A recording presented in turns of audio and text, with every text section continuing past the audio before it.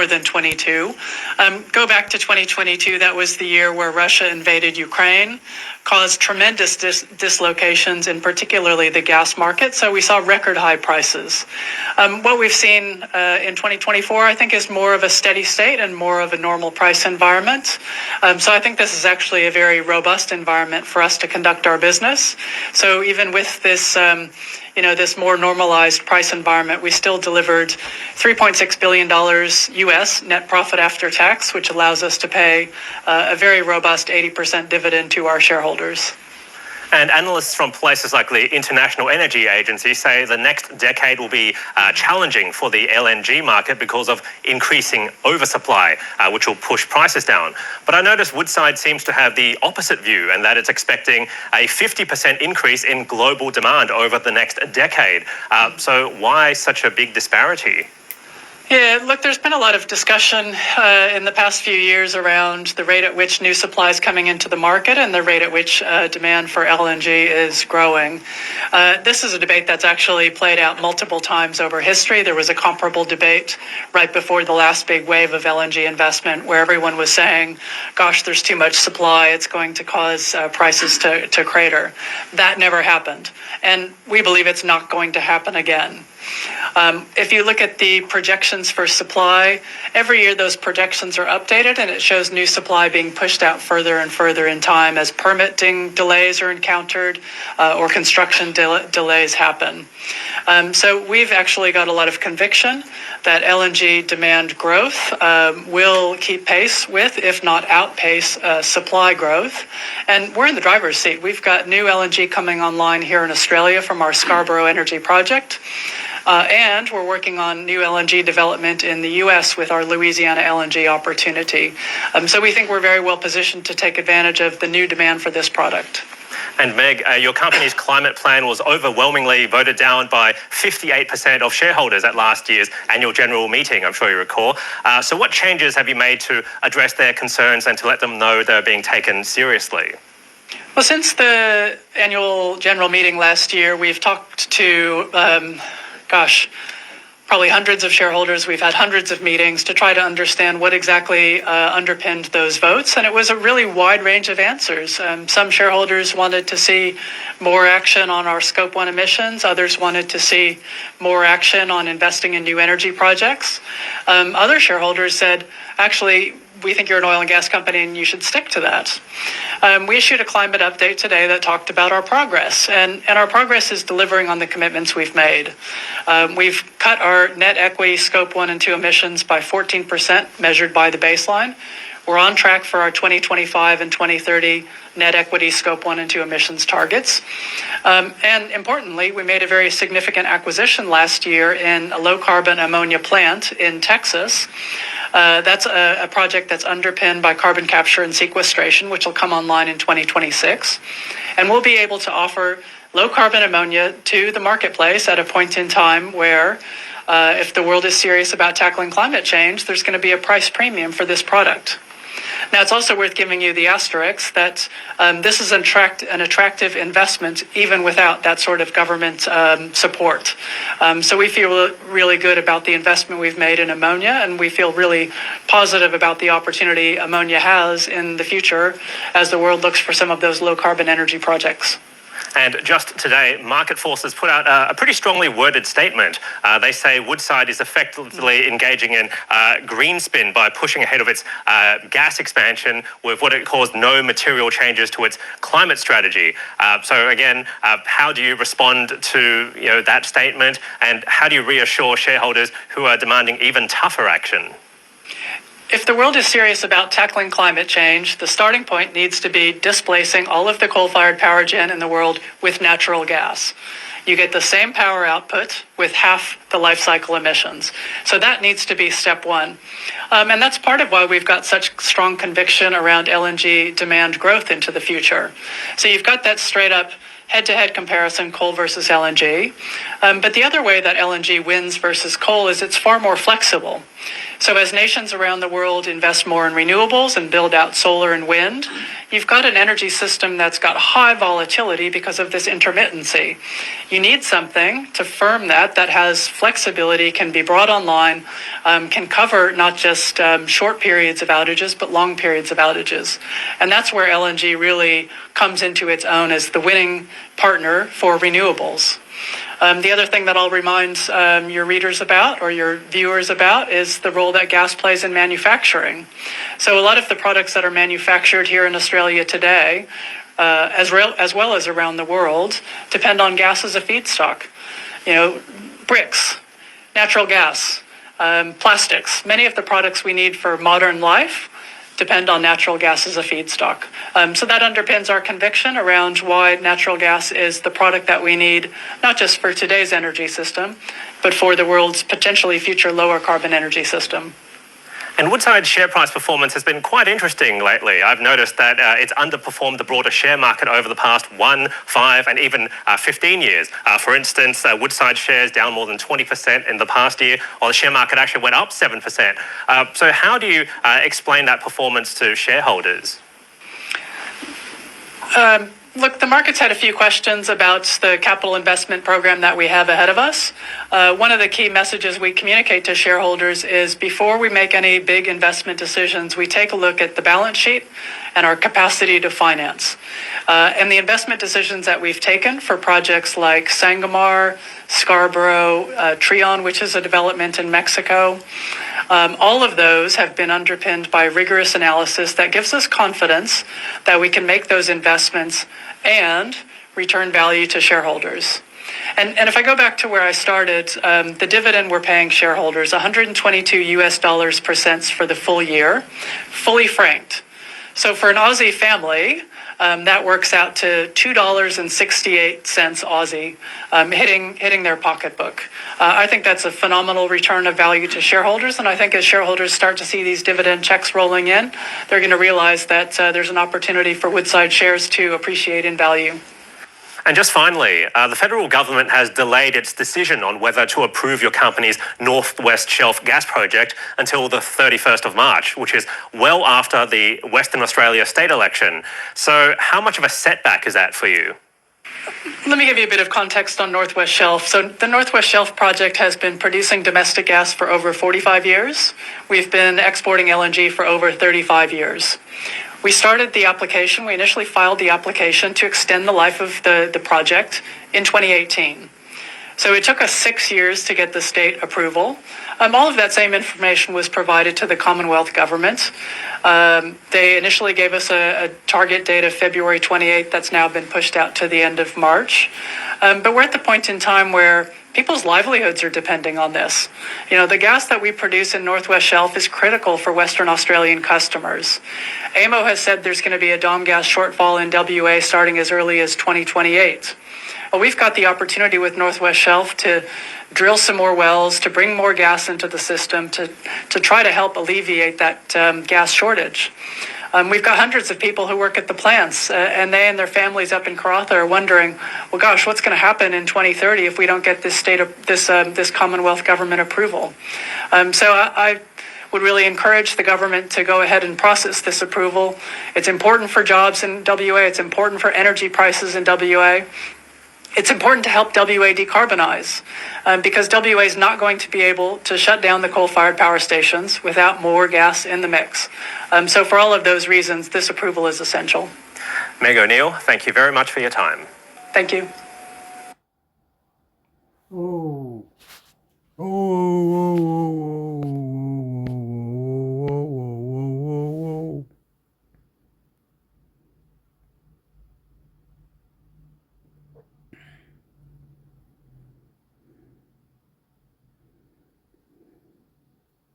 I like it. Yep, it's mine. The prices blow my mind.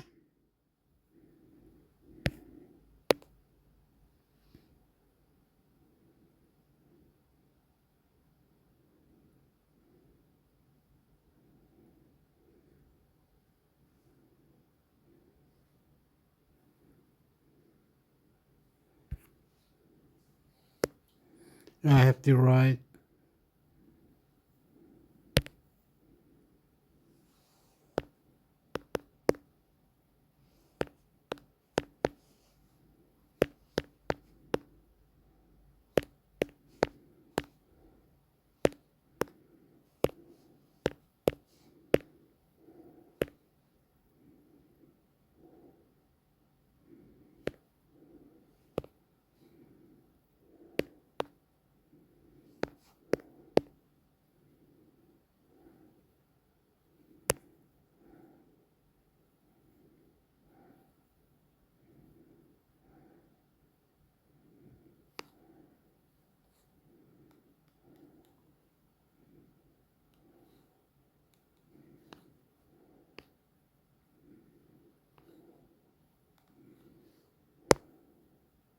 Representatives of major oil and gas companies called out the Victorian government in particular for gas shortages, which they say will cause problems for at least a decade. The Victorian government in future will rely on gas being piped from Queensland, despite the fact there are significant unexplored gas provinces in the Gippsland Basin in Victoria. Exacerbating the issue, the amount of gas flowing from the Bass Strait fields is expected to halve over the next 3 years. Well, this week, after she made that big call, I caught up with Woodside Chief Executive Meg O'Neill on the sidelines of an event at the Melbourne Mining Club. The main point I was trying to communicate is the importance of affordable energy to economic prosperity and the role of gas in providing that affordable energy to customers here in Australia. Okay, so bottom line of that then, you have a lot of gas on the Northwest Shelf. You've got a new project, Scarborough, coming on. You've got, liquefied plants with Pluto 2 coming on board. What stops you from sending gas from the west coast of Australia to the east coast? Well, it's probably worth starting with our investments here in the East Coast. We're a partner with ExxonMobil in the Bass Strait joint venture, and all of the gas that comes onto shore from those fields is provided to local businesses, power generators, and households. So we already are a player here in the East Coast gas market. But the concern we have is those offshore fields are now in decline. It's a finite resource, and as the resource starts to decline, we're already seeing the signs in Victoria of energy shortfalls. So there was a point in time a couple years back where gas was in high demand. There were outages in other systems. There wasn't a lot of sun, and gas came to the rescue. The worry that I have is that with the decline in the natural fields, if we don't get something else to the market, there'll be some real challenges here in Victoria. Okay, so there'll be challenges in Victoria, potentially up the east coast as well. Isn't one of the answers to go to one of the world's greatest gas resources in Western Australia and to ship that gas to the east coast? Is that not one of the answers? That is absolutely feasible. It's something that we've been looking at. It's something we've been working with a couple of companies here on the East Coast to see, is it going to be feasible to bring LNG from the West over here to the East Coast market? Because the market's going to need the gas. I think that's very clear. It has been challenging to get approvals for developments here. And, it's fascinating. The big gas sink is in Victoria, but getting permits even for floating regas facilities, which is a fancy name for a boat that's tied up at a quay to offload gas and then warm it up and put it into the grid. It's been very difficult to get those approvals. So that's something that we're keen to continue to work with other industry players and the government to get approval for. Okay, so but the bigger opportunity, Ross, is to figure out how do we unlock investments in the gas potential that is here in Victoria. And you almost need to start with getting the policy settings right, doing things like getting rid of the moratorium, and making sure that the government is voicing support for continued gas investment. Okay, so then let's go back. Yes, you're right about gas beneath your feet. That is quite clearly the cheapest source of gas, close to the pipelines, get it into the grid. But if it has to be that the gas has to come from the west coast to the east coast, what happens in regards to the pricing? Because a lot of gas is priced at international parity prices, which is higher than the domestic gas prices, which quite clearly means that industry would not buy that gas simply because it's too expensive. I might frame it a little bit differently, Ross. So think about the complex reality of bringing gas from the west of Australia to the east coast. You have to produce it from the fields, and there are offshore fields. You have to bring the gas onshore, process it through very expensive infrastructure. And to give you a bit of calibration, the new LNG facility we're building at Pluto costs plus or minus $6 billion US. So that's not cheap. And then you have to put it on a ship and move it around. So of course, it's more expensive than the gas you're standing on. There's so much investment required to be able to take the gas that comes from WA, process it and get it here. So- Of course, it's more expensive. I get Now, is it that. linked to international prices or not? That'll be a commercial matter for the parties involved to discuss. Okay, so then you get to the other point, though, is that if the gas becomes more expensive because either it's not being drilled or indeed it's more expensive to bring from the west coast to the east coast, isn't that counterproductive to Australia's competitiveness when you've got a president in the United States right now who's got a policy of drill, baby, drill and wants more projects and cheaper energy in America as compared with what it would be here in Australia? Let's say you have 50K in cash and you use that to buy a $500,000 property to live in, which means $450,000 would be the mortgage. Yeah, and Ross, that's the thesis of my speech, which is energy is essential to economic prosperity. And in a country like Australia, similar to the US, you're going to need a wide range of energy sources to meet the needs of consumers, households, and businesses that want to grow.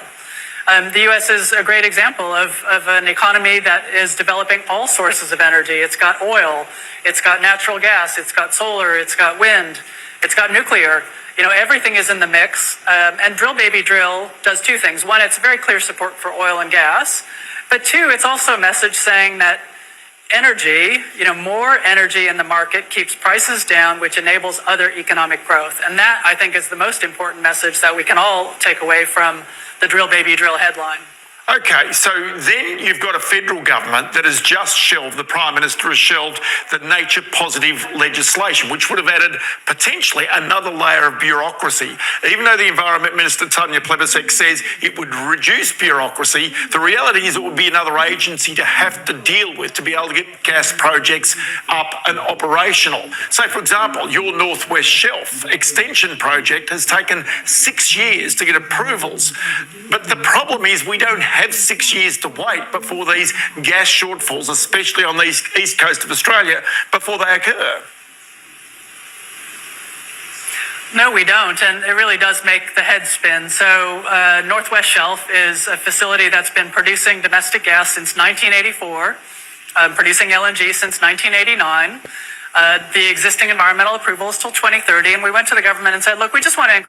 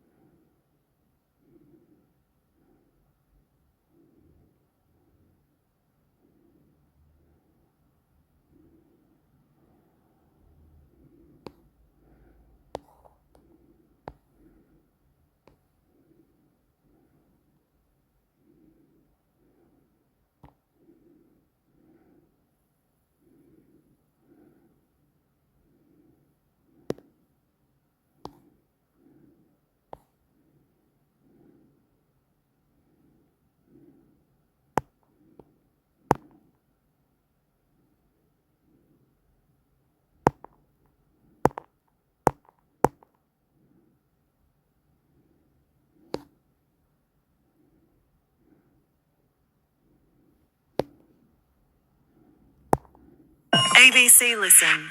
Podcasts, radio, news, music, and more. Hello, welcome to PM. I'm Samantha Donovan, coming to you from the lands of the Wurundjeri people of the Kulin Nation in Melbourne. Tonight, WA's massive North West Shelf gas project given approval to run until 2070.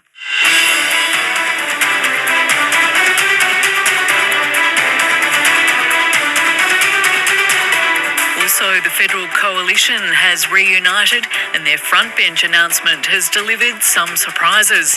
And State of Origin is back with Game 1 in Brisbane tonight. Queenslander! Going to the stadium. Project had approval until 2030, and the possibility of an extension has been the subject of speculation for years.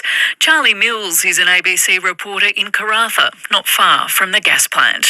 Charlie, tell us more about the North West Shelf Gas Project and what its significance is. The North West Shelf Project is the name for a number of assets held by Woodside here in the Pilbara. It's been extracting and exporting gas for the domestic and international market since 1989, so more than 40 years now. Woodside operates two plants near Dampier, which is very near to where I am currently. There's the original gas plant and the newer Pluto plant, which includes Train 1 and 2.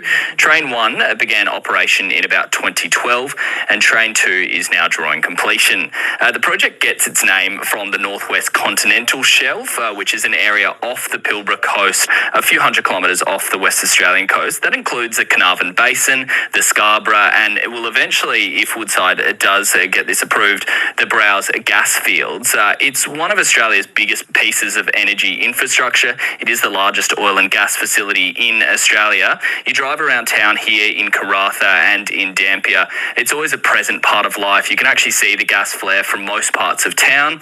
It's also one of the most controversial projects in Australia. Environment groups have called it one of Australia's biggest polluters, have raised concerns over increasing carbon emissions, reliance on non-renewables, and potential impacts to local cultural heritage from emissions in the area. As you mentioned there, Sam, it was initially given a lifetime in the last environmental approval of up to 2030.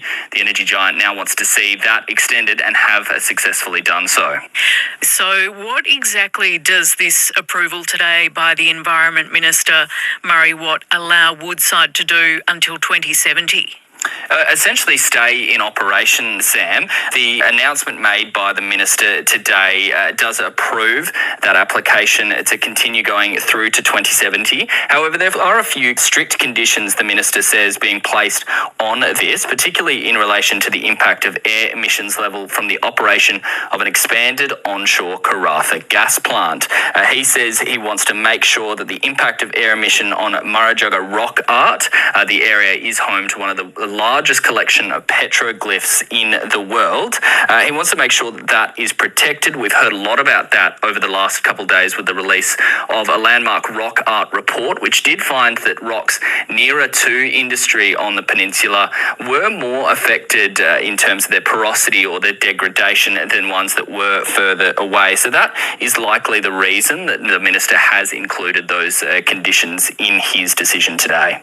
So what's been the reaction to that federal government approval from local communities in northern WA where you are? It's a fairly split reaction, as it is in a lot of the parts of the country. Local businesses and industry groups, they celebrate the move. I've just spoken to a local business owner in Dampier, and he told me it provides ongoing economic certainty for the region, employment as a big plus, as well as that steady gas supply to the state and country. I was told that that is going to be really helpful for business owners in terms of going ahead in this region. They feel more sure that they can continue to deliver and have those economic opportunities. Of course, on the other side of this debate, environmental groups and First Nations Australians in the area are very, very concerned.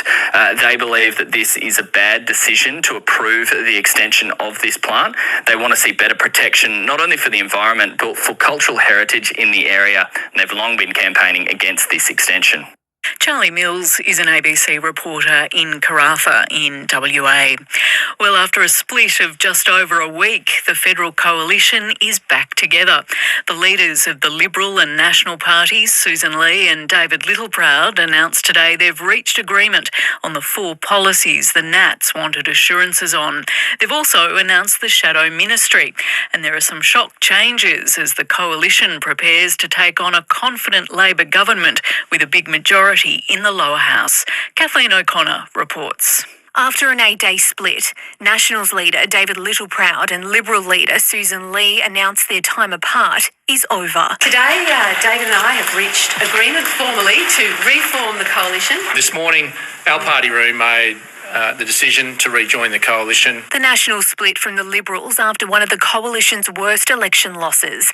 The Nationals publicly stated a list of policy demands aiming to push nuclear energy, supermarket divestiture, mobile phone coverage in remote areas, and a regional Australia Future Fund. Days later, the Liberals announced they'd agree in principle to those policy demands, and now the two sides say they're on the same page. It's important to recognise that in agreeing as we have with respect to nuclear energy, that the removal of the moratorium is an important first step. What we have done today is set the foundation stones to say to the Australian people that we know who we are, we know where we're going, and we are focused on you. Now, with the reunification sorted out, the coalition has announced its new shadow cabinet.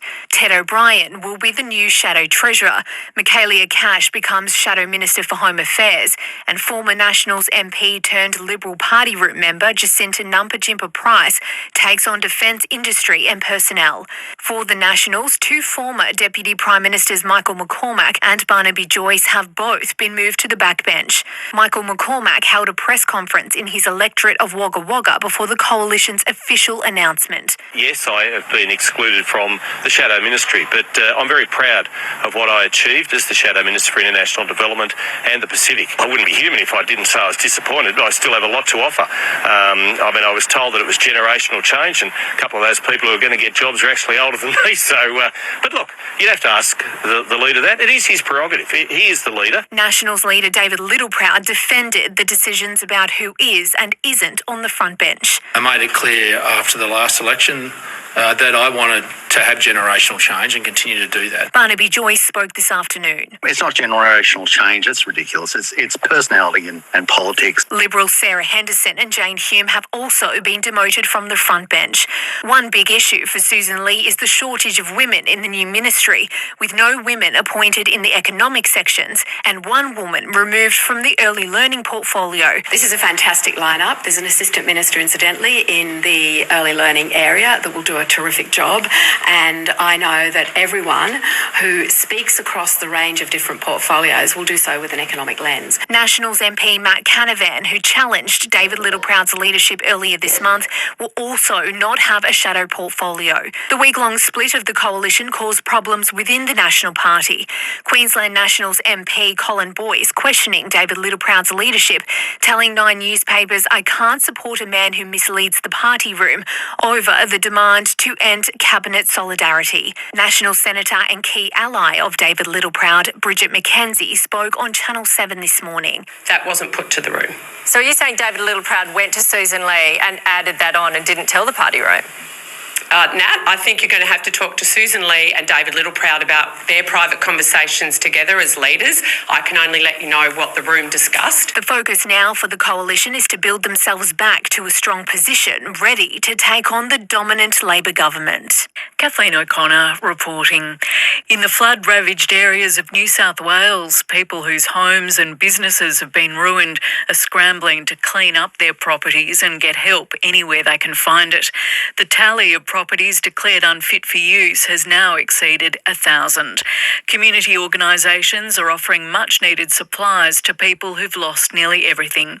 Our reporter Alison Shaw is at a donation centre at the Baptist Church in Wingham on the state's mid-north coast, about 250 kilometres north of Sydney. Alison, what's happening where you are? Sam, this donation centre here is filled to the brim with supplies for people in need, and dozens of people have been filtering through in the last couple of hours, collecting things, chatting to each other. There's clothes of all descriptions, supplies, furniture, toys, appliances, baby clothes, some fresh food, boxes of oranges and cucumbers as well, all donated by shops or people in the community. So this town of Wingham is a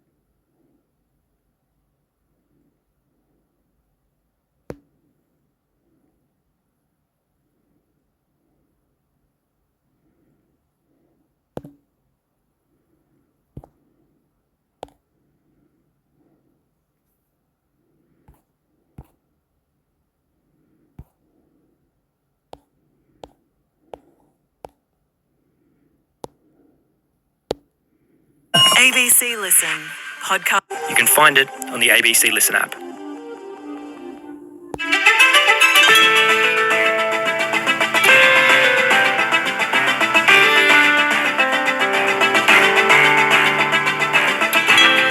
Donald Trump is beginning to make a habit of it, confronting world leaders while the cameras are rolling in the Oval Office. His latest victim, South African President Cyril Ramaphosa, who was ambushed with Trump's claims that white farmers are being persecuted in his country. Today, Nancy Jacobs, a professor of history at Brown University, on why Trump is so keen to spread false assertions of genocide and why white South Africans are going to the US as refugees. I'm Sam Hawley on Gadigal land in Sydney. This is ABC News Daily.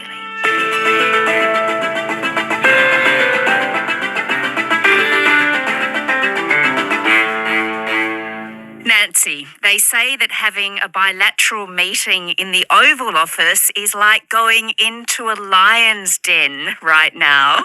The Ukrainian leader has learnt that. Your country's in big trouble. Wait a minute. No. You've done a lot of talking.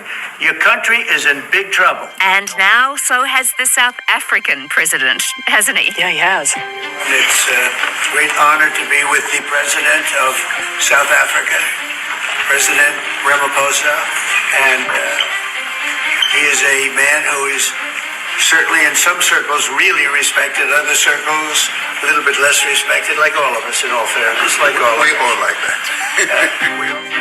He did much better than... Ladies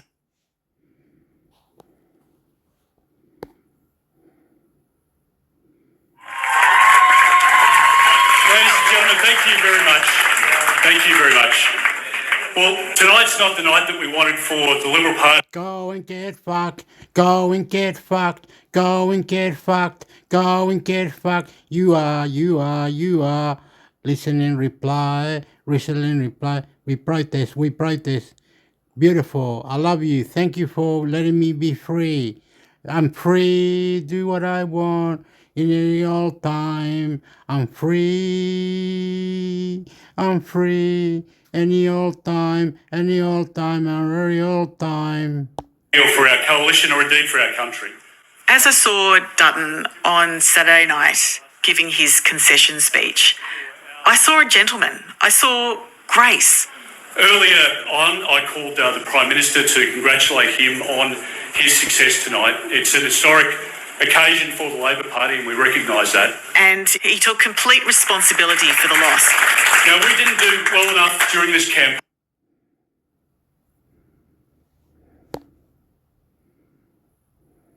Including their leader. And I want to send all of my love, as does our whole team, to our former leader, Adam Bant. We miss him desperately, and he was a wonderful leader. And I want to send all of my support of my colleagues. Oh, look, thank you so much, everyone, and I appreciate you waiting out here in the cold. I am just so thrilled to have had the support of my colleagues to be the leader of the Australian Greens. Larissa Waters is the new leader of the Australian Greens. She takes over as the party reels from a wipeout at the last election, losing 3 of their 4 seats in the House of Representatives, including their leader. And I want to send all of my love, as does our whole team, to our former leader, Adam Bant.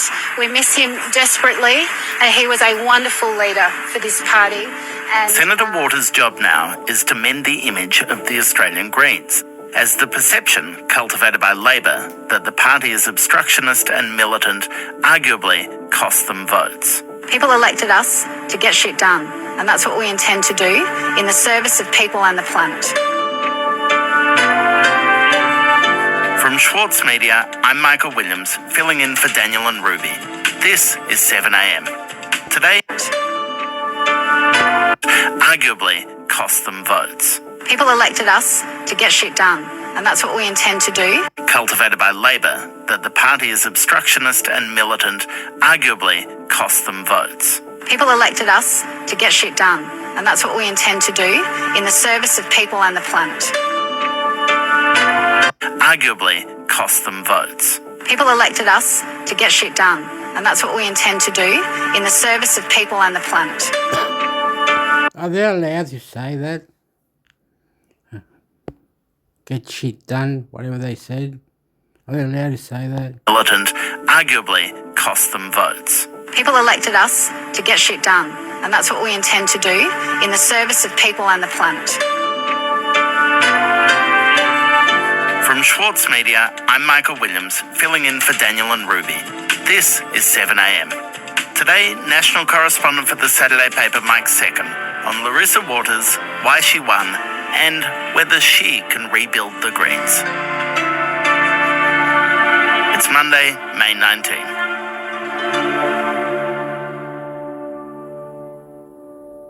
Mike, the Greens have a new leader, Larissa Waters. So tell us, who was she up against and how did they pick her? Well, let's start with how they picked her. They picked her in a very Greens, sort of very secretive way. In fact, the Greens leadership selection process bears some resemblance to a papal conclave. In fact, it's even more inscrutable because, at least in a papal conclave, there are votes. Often in the case of Greens leadership ballots, there is no formal vote taken. The party just talks about it until it reaches a consensus on who should be the leader or the deputy leader or whatever. And that's what happened with the leadership on Thursday. You know, the party room reached consensus that Larissa Waters was the one to lead. The two other assumed mooted candidates, Sarah Hanson-Young and Maureen Faruqi, pulled out, and subsequently Faruqi was reconfirmed as deputy. So to Larissa, the ultimate winner, she is the most low profile of the three, I think you would say. She's interesting. She's got an environmental background. She spent 10 years before she went into the Senate working as a lawyer for the Queensland Environmental Defender's Office. I'm told by party sources that she is absolutely loved by the members. She really presents well. I guess the question is whether she's tough enough. You know, she's nice, but one source described her to me as kind of the vanilla option among the three. The former party leader, though, and icon, Bob Brown, told me he suspects that she's underestimated and that we might be surprised at just how strong she can be once in the job. Do you think Bob's right, Mike? I mean, you've reported on the Greens for a long time. What do you make of Larissa Waters? Well, let me start by saying she's nice. She's certainly well-credentialed. She's got degrees in both science and the law. The latter, the law degree, with honours. She's dedicated to the Greens' original cause. She's diligent. She has a strong track record of work in Senate committees. There's a list as long as your arm on the parliamentary website. And she's enduring. You know, she has shared the deputy position with three different co-deputies under two leaders over 7 years. So she's experienced. She's performed in a number of different portfolios, notably the portfolio of women's affairs, and has had some good runs on the board there.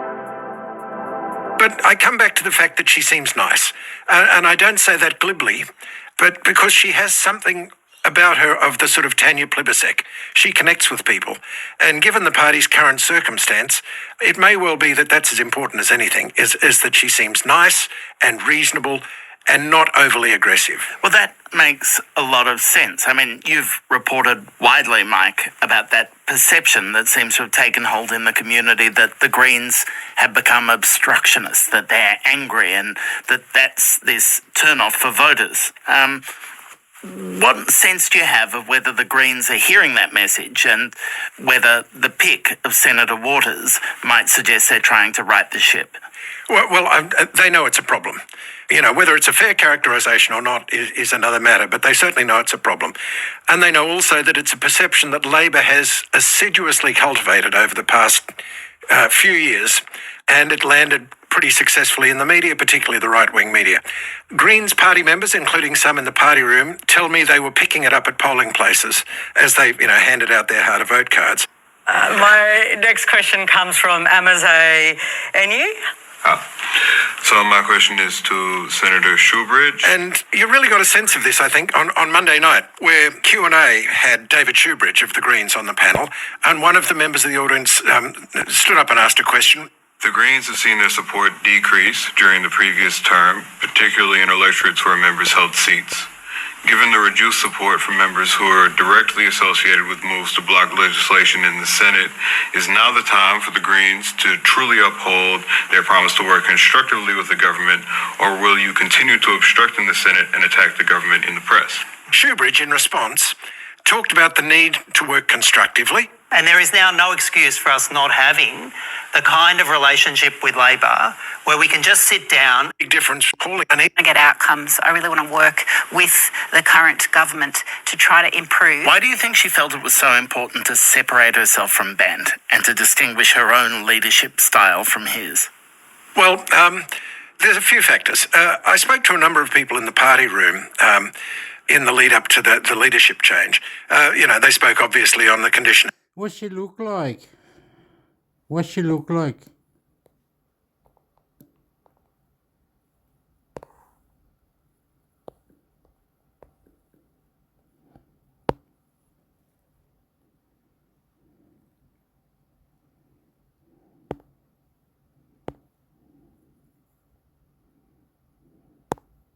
Dexcom One Plus. Monitor glucose levels with real-time updates. Make more of the moment with a continuous glucose monitor designed for people living with type 2 diabetes. Whoa, what are you doing? Anyway.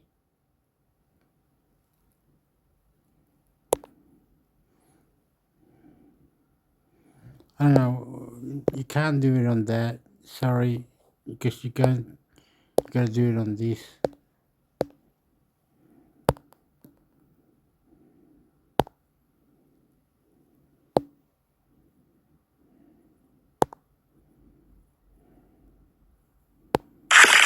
Oh, look, thank you so much, everyone, and appreciate you waiting out here in the cold. I am just so thrilled to have had the support of my colleagues to be the leader of the Australian Greens. Larissa Waters is the new leader of the Australian Greens. She takes over as the party reels from a wipeout at the last election, losing 3 of their 4 seats in the House of Representatives, including their leader. And I want to send all of my love, as does our whole team, to our former leader, Adam Bant. We miss him desperately, and he was a wonderful leader for this party.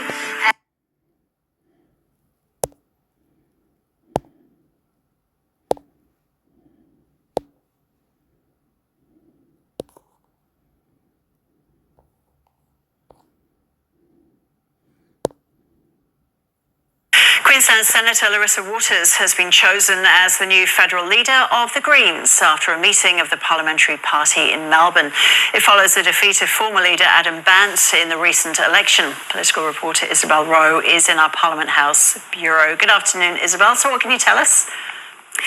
Well, as you say, Larissa Waters has just been selected as the new leader of the Greens. The parliamentary party of the Greens is meeting in Melbourne now. We understand they are still in the meeting, but we have confirmed that Larissa Waters, a senator from Queensland, has been selected as the party's new leader. Sarah Hanson-Young and Maureen Faruqi, the deputy leader, also ran for the position of leadership. There are 11 senators for the Greens and now just 1 lower house MP. So there's a small number of people to choose from, mostly senators. So the leader was going to be a senator, and Larissa Waters was hinted as one of the favourites. What we do know about her is she's from Brisbane. She's been a senator since 2011. With a bit of a break there, she did have to resign and was re-elected after the dual citizen. Oh, she's in Brisbane. She's in Brisbane, dude. Oh my God. Debacle. She's also a lawyer. Her background is a lawyer for the Environmental Defenders Office. Okay, so what sort of task does Larissa Waters have ahead of her, Isabel? Well, she's going to be under pressure to find, I guess, a way forward, potentially a different direction for the Greens. I say this because they didn't do nearly as well as they were hoping at this recent election. They had 4 lower house seats that they went into the election with, and they lost 3. Just 1 is remaining. They did keep the same number of senators in the upper house, and they do have the balance of power in the upper house, the 3rd largest party after Labor and Liberal senators. So they will still have that power that they have had for several years in the Senate. But the vote was about the same across the country for the Greens. There has been some criticism and conjecture about whether the party is appealing to the same people that it used to, that it's moved slightly away from some of its environmental roots and moved into issues like renters, for example, like the war in the Middle East. Oh shit, the war in the Middle East, is it?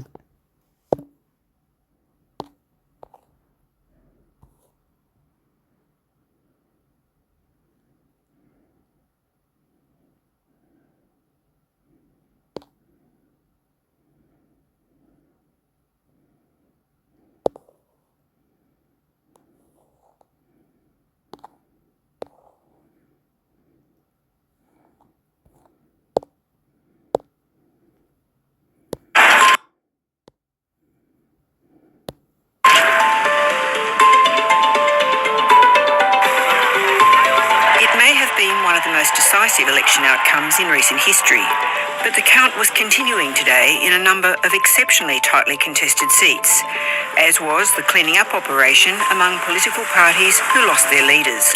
I am just so thrilled to have had the support of my colleagues to be the leader of the Australian Greens.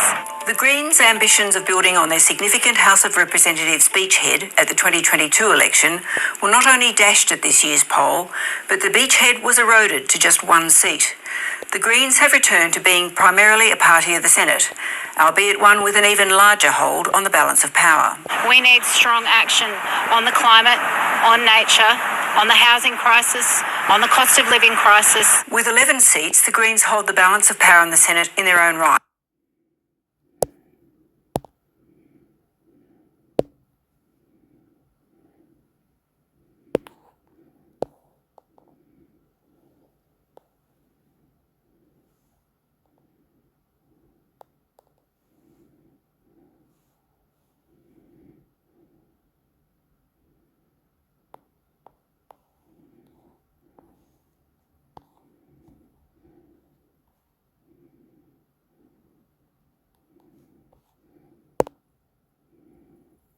Weeks on from the federal election, the results of some seats are still unclear.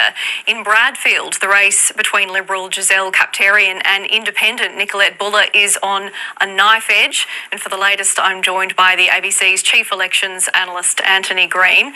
Anthony, thank you so much for joining us. What's happening with Bradfield? Could we be looking at a by-election here? Not yet. They're doing the distribution of preferences. The current gap is about 3 or 4 votes. Bounces around, one vote here, one vote there.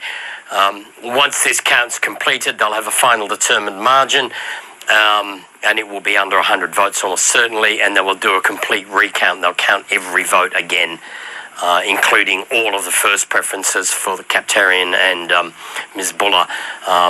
In this distribution of preferences, they don't recount those votes. They only do the distribution of everybody else. There's been talking about trying to get a recount. It's not under the 100 vote automatic recount at this stage, so they'd have to give compelling reasons why there should be a recount.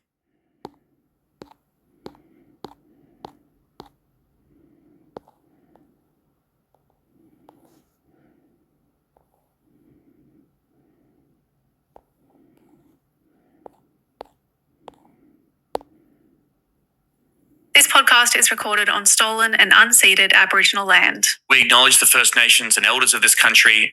They should have in determining their future. I think that should change. And I don't know why anyone would have a problem with that. But I guess if you are quite wealthy and, maybe you're a billionaire, well, our policies will make you pay more tax because billionaires should pay more tax. And, some would argue it's obscene that billionaires even exist, particularly when we have growing homelessness and poverty. So, there'll be some people and... New Greens leader Larissa Waters joins us now in the studio. Congratulations, first of all. Thank you very much. Nice to be here with you both. It's lovely to have you on the couch.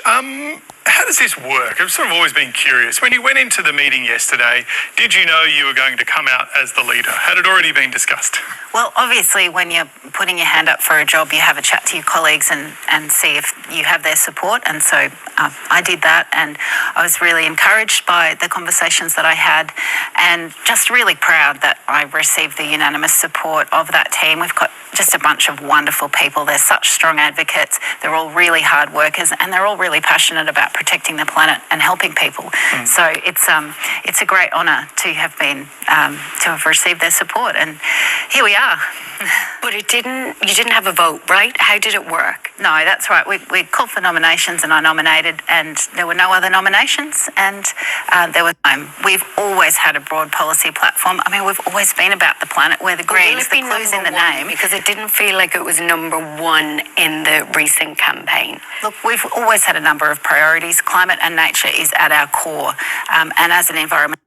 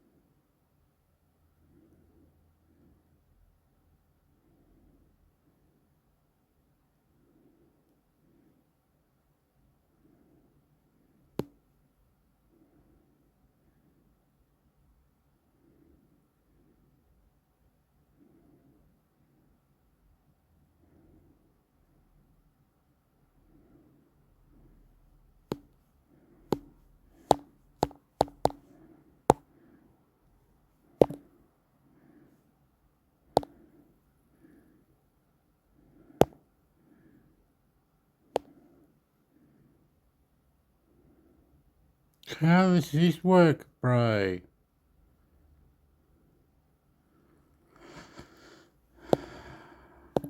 What am I meant to do, bro?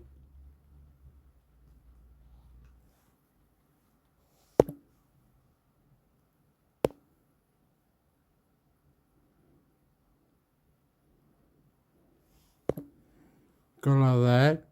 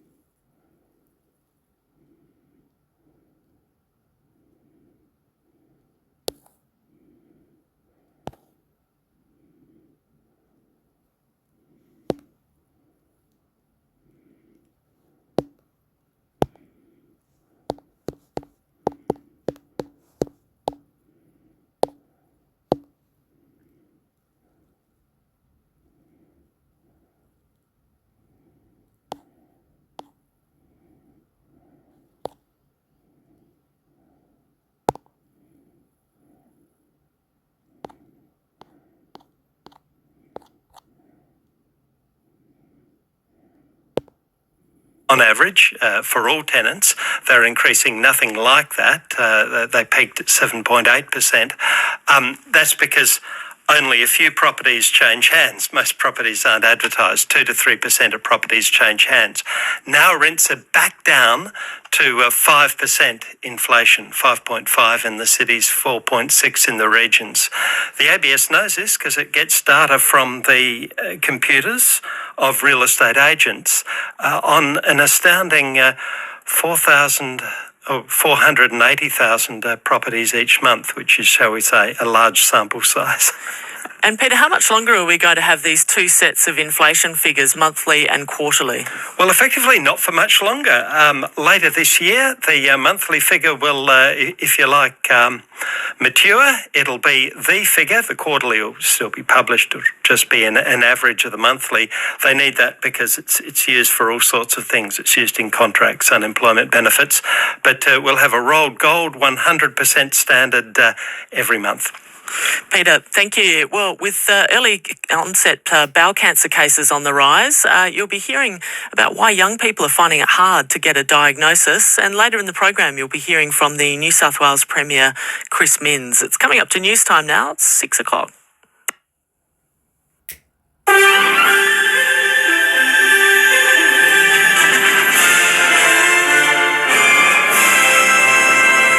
ABC News. Good morning, I'm Simon Lauder. Australia's National Anti-Corruption Commission is again under pressure, this time for mishandling a complaint involving one of its own commissioners. Olivia Casely has this exclusive story. The ABC can reveal the federal watchdog failed to comply with its own legislation by wrongly dismissing a complaint about a NAC commissioner last November. Under its act, any referral involving staff, even about conduct before they joined, must be passed to the independent inspector. It initially wasn't. In a letter seen by the ABC, Deputy Commissioner Kylie Kilgore admitted the error and apologised. It's the latest in a string of internal stumbles, raising questions about whether the NAC is meeting the standards it was set up to enforce.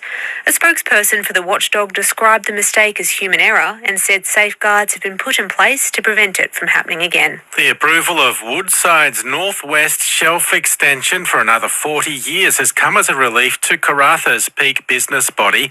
The Federal Environment Minister Murray Watt has approved the controversial extension of Australia's largest and longest-running oil and gas project, which he says is subject to strict conditions.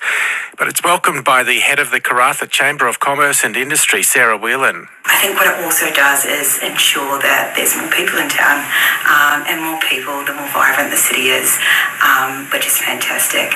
I think one of the other positives of the decision and the outcome, I guess, is the continued diversity of the town. Queensland Police have charged a man after shots were allegedly fired at a property in the South Burnett. Officers allege it happened on Arthur Street, Kingaroy, early yesterday morning, sparking a major police operation. The 25-year-old man is due to face Kingaroy Magistrates Court today on 30 charges. The New South Wales Emergency Services Minister, Jihad Dib, says so far around 1,000 homes have been deemed uninhabitable in the wake of the floods across the Hunter and Mid-North Coast. And there's another 2,000 damage assessments to go. The Premier and his minister are again visiting businesses and farms hit by flooding today. UK authorities have confirmed they've issued arrest warrants for online influencer Andrew Tate and his brother Tristan, but their extraditions have been frozen. Cyanne Valance reports from London. For the first time, the UK's Crown Prosecution Service has confirmed its approved plans to charge brothers Andrew and Tristan Tate with 21 offences, including rape, human trafficking and controlling prostitution for gain. The service says their arrest warrants were issued in 2024 and their extradition was approved but paused until ongoing court cases in Romania are settled. A self-described misogynist, Andrew Tate has garnered a huge online following sharing controversial views on women. The brothers have denied all allegations and are currently on bail. Germany will help Ukraine produce long-range missiles to defend itself from Russian attacks. Europe correspondent Catherine Diss reports. Russia has accused Berlin of dangerous provocation after German Chancellor Friedrich Merz and Ukraine's President Volodymyr Zelensky announced a plan to jointly develop production of long-range missiles, which would enable Ukraine to hit targets well beyond its borders. Their announcement coincided with the release of a report from a UN panel of experts reports, which found Russia's military has systematically committed war crimes and terrorism in its drone attacks on civilians and ambulances in Ukraine's Kherson region, which have killed nearly 150 people. Russia is yet to respond to that report. New South Wales has beaten Queensland 18 points to 6 in the first men's State of Origin game in Brisbane. ABC Sports' Andrew Moore reports. Including last year's come-from-behind series victory, it is the first time New South Wales has beaten Queensland 3 times in a row since 2005-2006. New South Wales rose to a 14-2 lead at half-time on the back of 3 tries in 11 minutes, 2 of them scored by Zach Lomax and one to Brian To'o, who was sin-binned on the stroke of half-time to give the Maroons some points. 14-2 at the break. Xavier Coates scored in the 6th minute of the second half. Game on at 14-6, but then a stunning Blues try scored by Dylan Edwards in the 73rd minute gave New South Wales an 18-6 victory before that crowd of 52,500. The official player of the match, New South Wales front rower Payne Haas. The Blues, the defending champions, lead the series 1-0 heading into Game 2 in Perth. Andrew Moore, ABC Sport, Brisbane. Australian tennis player Lexi Poprin has beaten Chile's Alejandro Tobio in straight sets in the second round of the French Open. ABC News.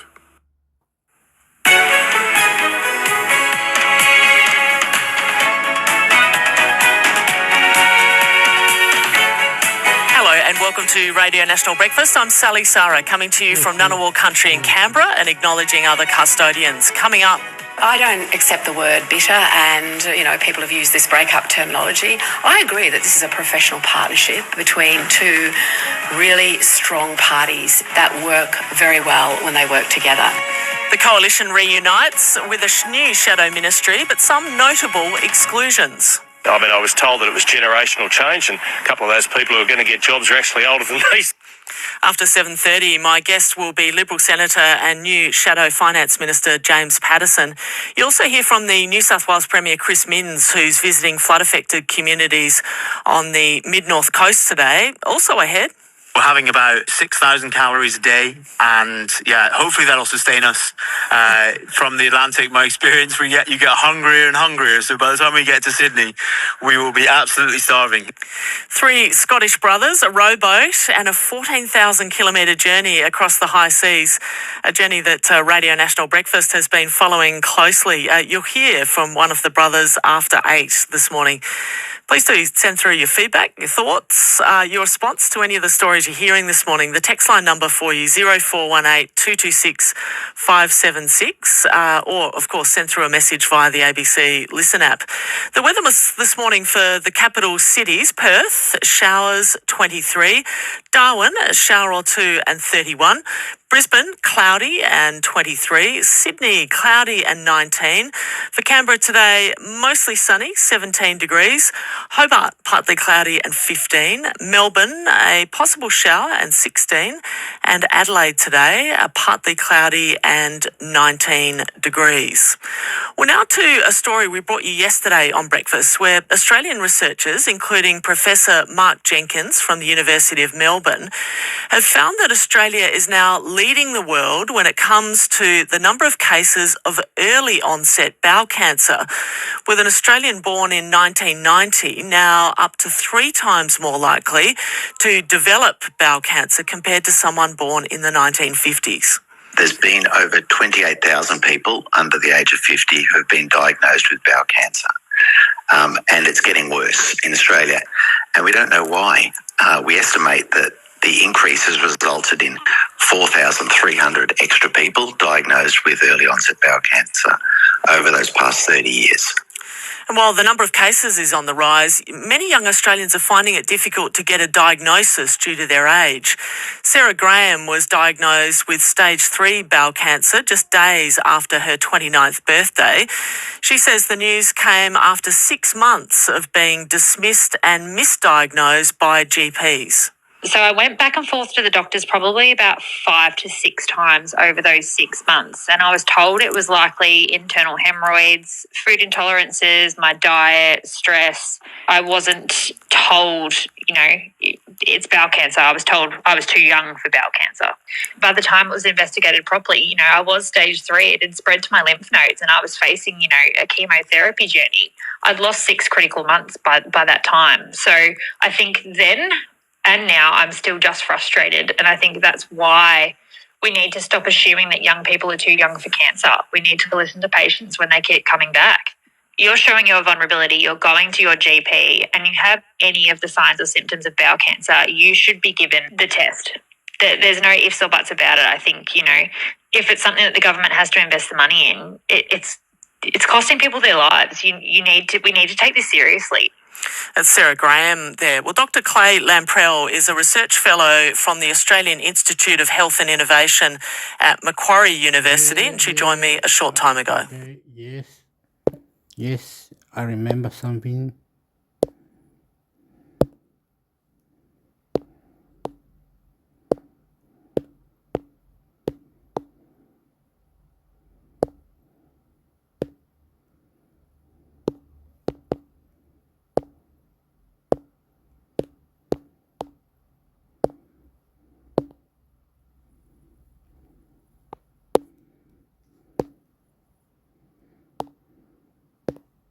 Australia scientists lawsuit loss Australia, Google search.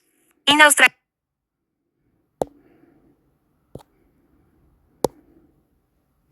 Australia, the relationship between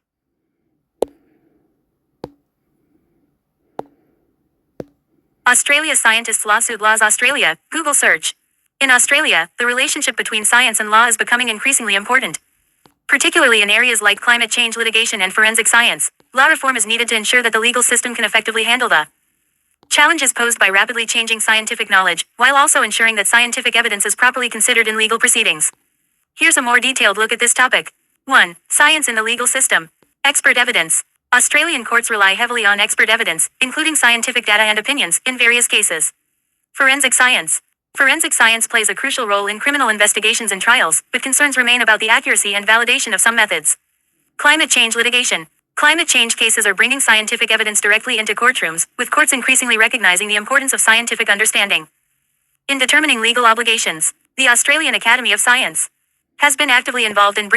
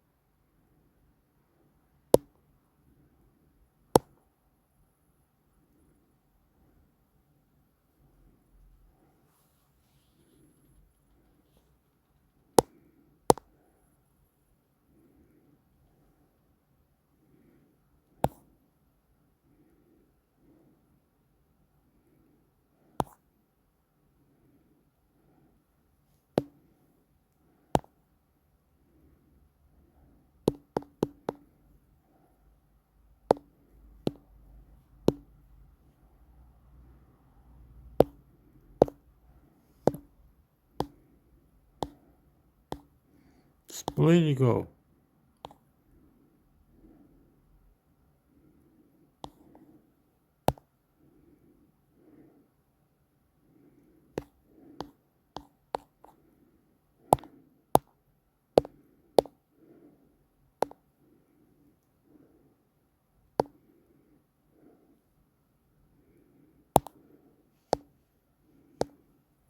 ABC Listen.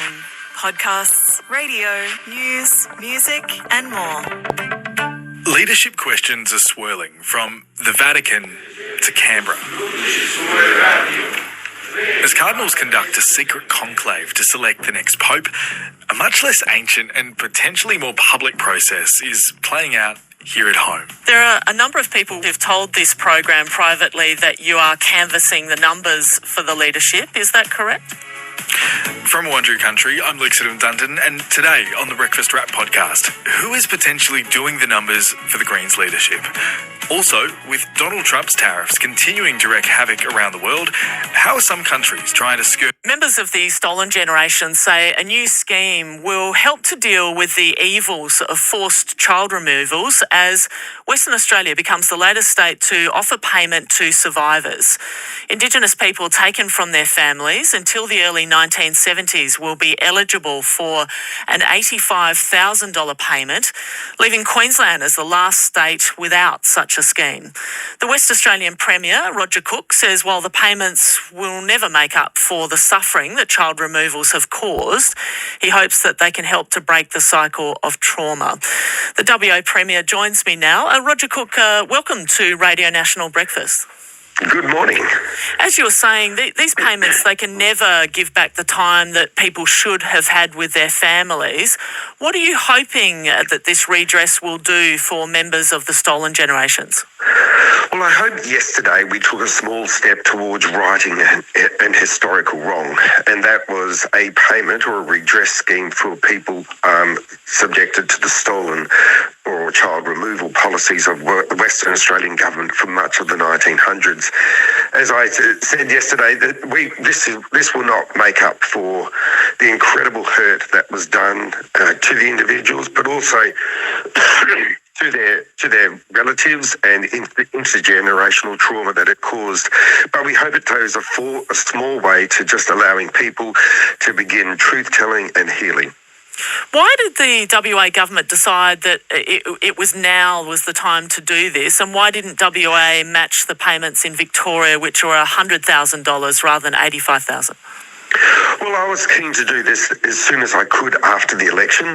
This is something which I think, as you say, is long overdue. The amount that we settled on was consistent with the Commonwealth scheme and is around about midway point of other schemes, some as low as 70,000. As you say, the Victorian scheme was 100,000 plus 10,000 for funeral expenses. We thought this was an appropriate amount, and particularly given that unfortunately, the system as it was in Western Australia was much larger than it existed in Victoria. And so we're thinking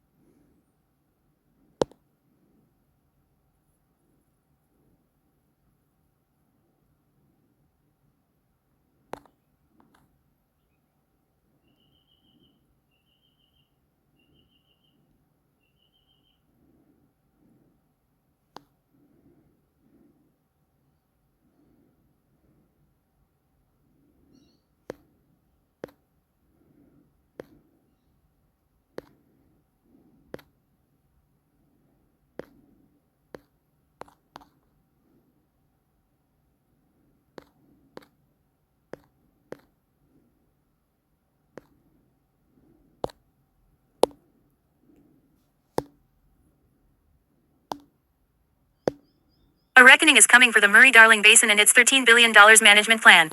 Very few people believe water will be found in time. ABC News. The lakes and dams are full, the crops bountiful, and birds and fish are returning, but a reckoning is coming for Australia's largest river system. Delivery of the $13 billion Murray-Darling Basin plan, arguably one of the country's largest and most ambitious environmental reforms, hangs in the balance with just 2 years to go before major water-saving deadlines must be met. Very few people who have been paying attention believe the water will be found in time. Oh, we can watch it. We can watch it. What's this?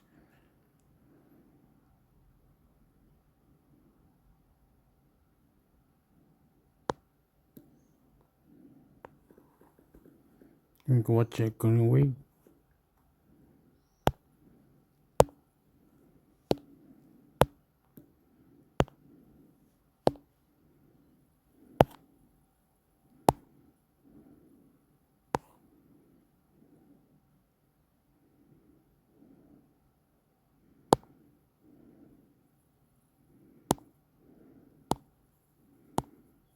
It's the largest river system in Australia, but efforts to improve the health of the Murray-Darling Basin have been less than successful. The Murray-Darling Basin Plan is a $13 billion public expenditure effort trying to, with the objective of restoring water from irrigators to the environment. 10 years into the plan, a new report has found there's been very little improvement. There's a lot of different people.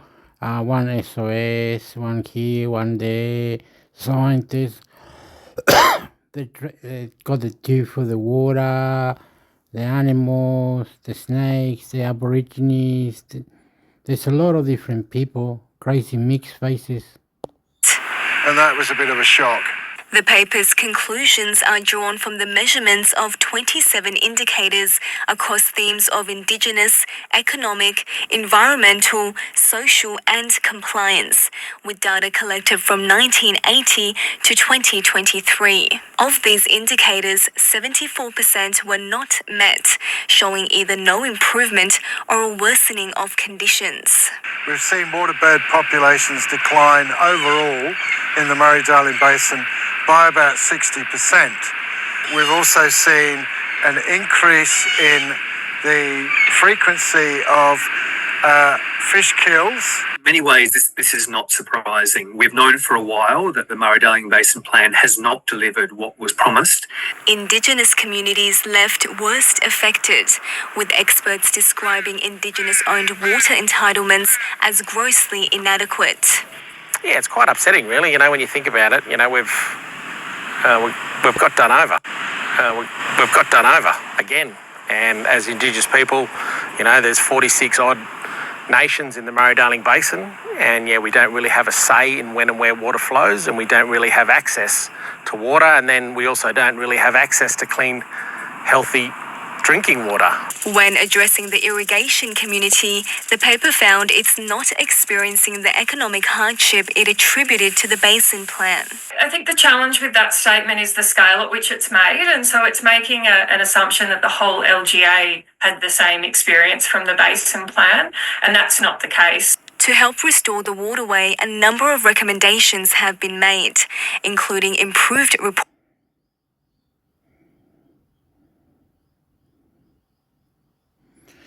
It goes like that, then maybe they talk about something different or they mix it up. And it's, I know, I'm not saying.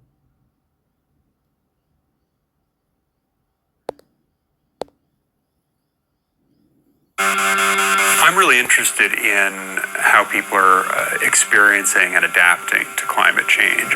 It's no longer something hypothetical. It's no longer something that we can worry about in the future. It's landscape, right? No. It's just exceptional. There's not many people. Beautiful, it's beautiful, como caliente. In this part of the world that aren't dependent on either the Murray or the Darling rivers or both.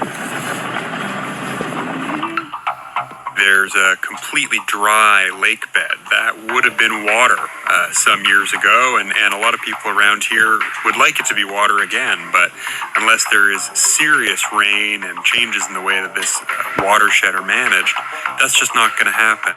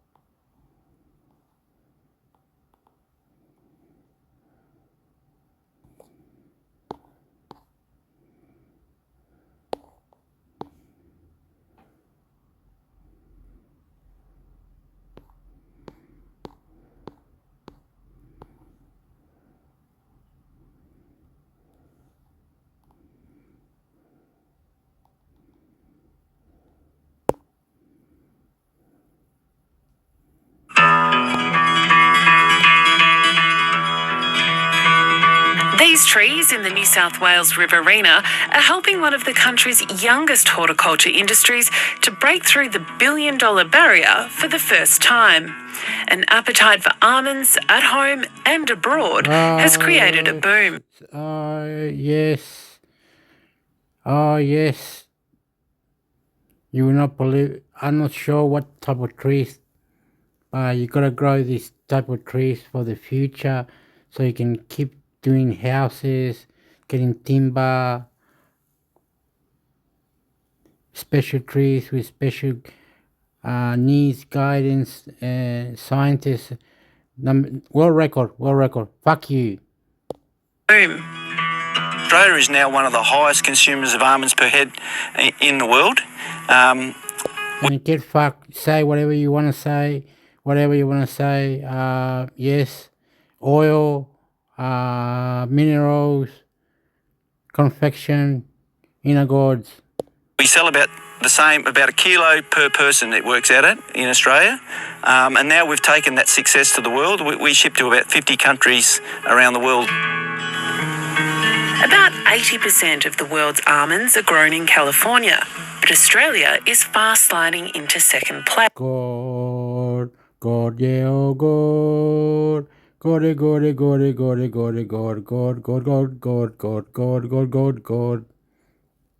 Put it in. Listen and reply. So, intermix sector, I am intermix sector. Yay. Happy. Thanks. Tim Jackson from industry group The Almond Board says trade agreements with India and China have supercharged the opportunities. The year before the FTA, we sold 300 tonnes into China. Before the season before this, when we had a good crop, we sold 50,000 tonnes. So we went from 300 tonnes to 50,000 tonnes in the space of about 6 years.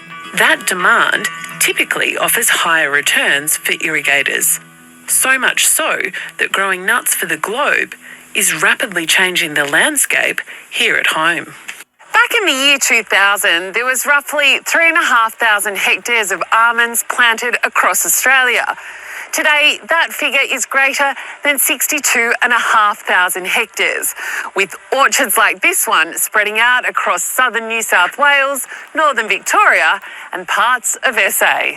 There's no real awareness about the almonds. We have come from nowhere in the last 20 years, to be fair. What's the best thing you can do with an almond? Eat it. In the early 2000s, then rice grower Dennis Dinacola became one of the first to plant almond trees in the Riverina. What did your neighbours think? I was nuts. Yeah, they couldn't quite understand. There was a key reason. Why did I start to grow almonds? I started to grow almonds as soon as they told me there was going to be water deregulation. Being a rice farmer, that was probably a problem because some years you'd have all your allocation, some years you wouldn't.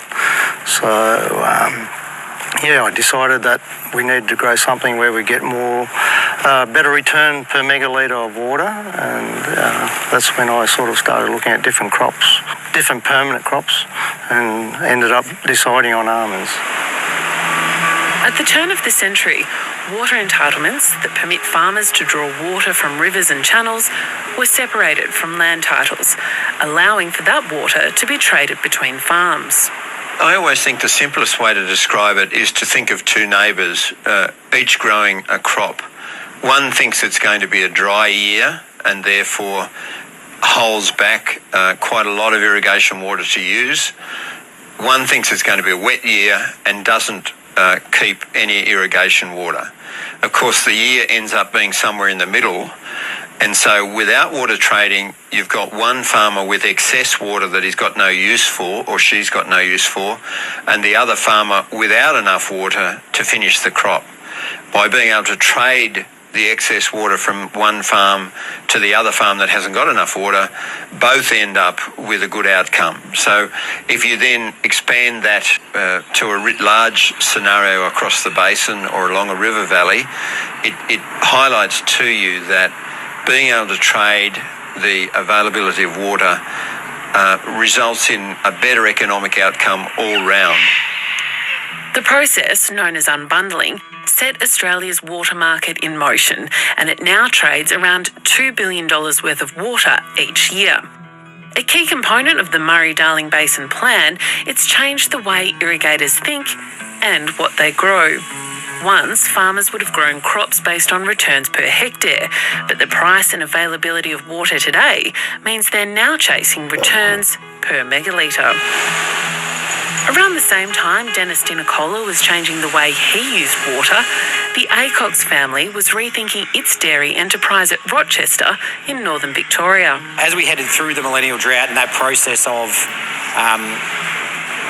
water being returned to the environment under the original Murray-Darling Basin Plan, that has led to a change in the way that we need to operate our farming business, primarily to produce forage and fodder for the cows to eat, but also change the way that we manage cows and the production system that we're left with today. The family sold its permanent water entitlement to the Commonwealth, so that water would be left in the rivers to help the environment. The proceeds were then used to upgrade irrigation infrastructure and buy more land to produce feed for the cows. But it's meant that now we have to participate in the temporary market every year in order to secure the water we need to produce the fodder for the cows.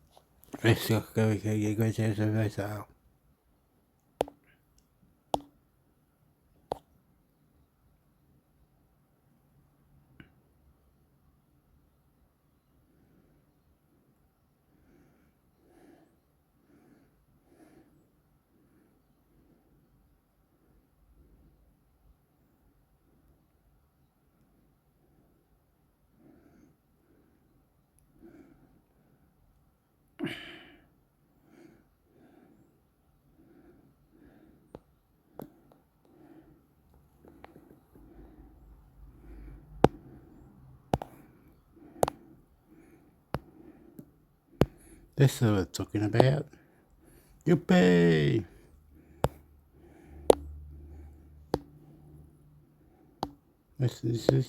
A class action lawsuit has been lodged in NSW Supreme Court against the Murray-Darling Basin Authority (MDBA) by a group of Murray irrigators, seeking $750 million in damages. Google search. Murray irrigators lodged $750 million class action against MDBA. The 14th of May 2019. Key points. The irrigators claim negligence by the MDBA saw 850,000 megaliters of water from Murray River dams was wasted rather than allocated. 2. Riverina farmers sue MDBA. Dairy News Australia. The 22nd of May 2019. The class action has also taken aim at the authority for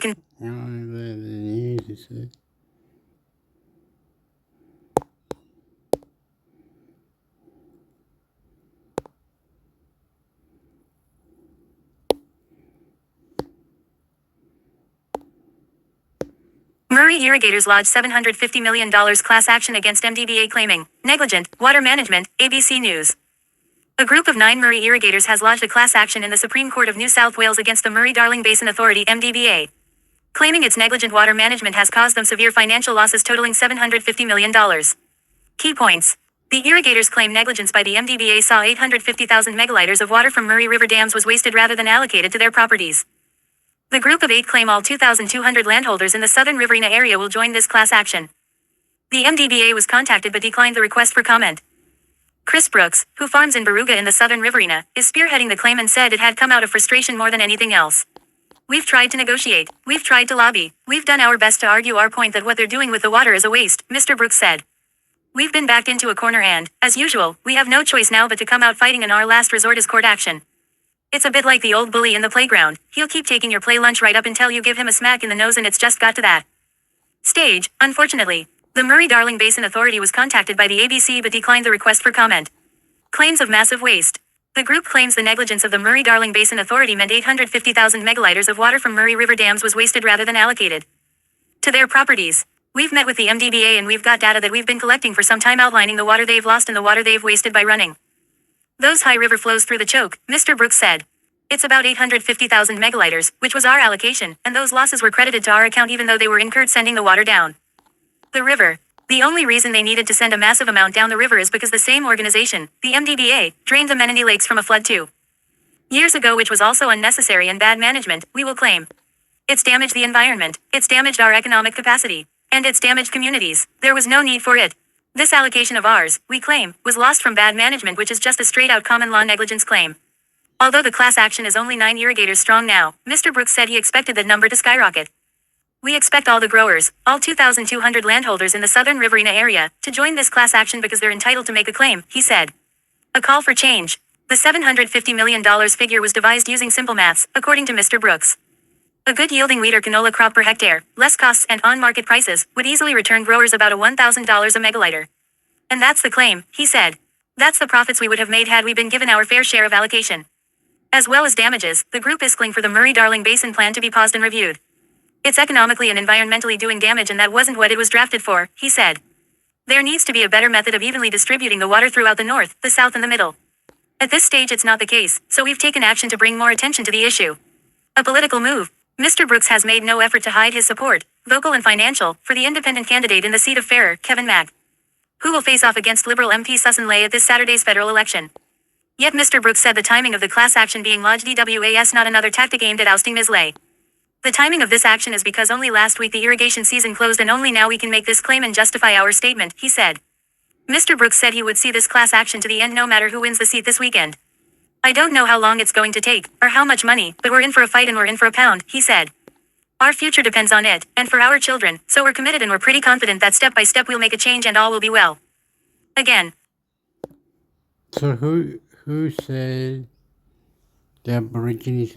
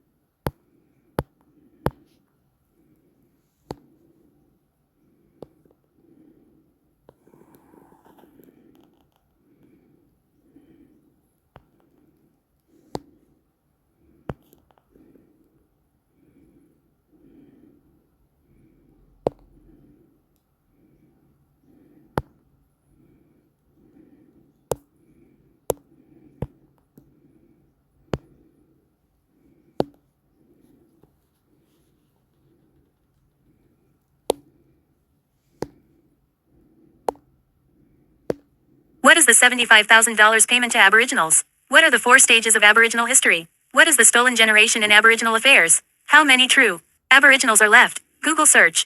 AI overview. An AI overview is not available for this search. Can generate an AI overview right now. Try again later. An AI overview is not available for this search.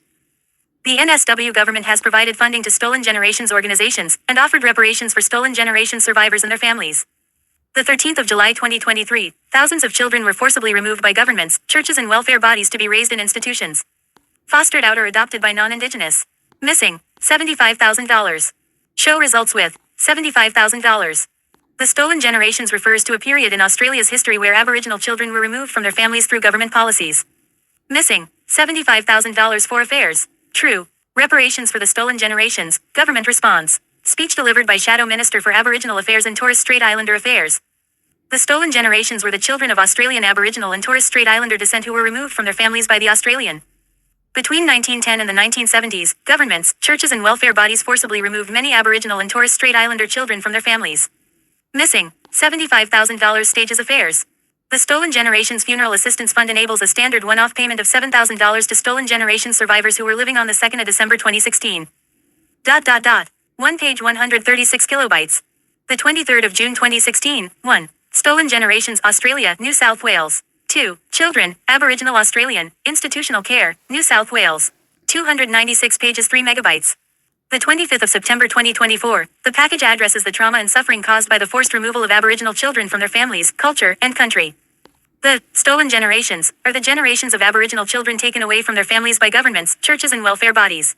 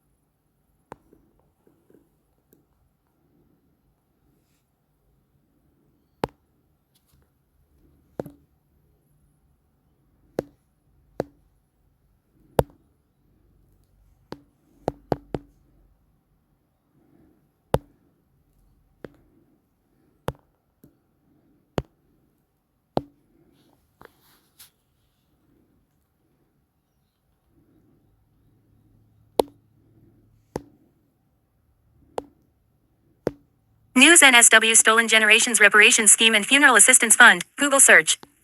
AI Overview. An AI overview is not available for this search. Can generate an AI overview right now. Try again later. An AI overview. The scheme offered ex gratia payments of $75,000, and the funeral fund provided $7,000.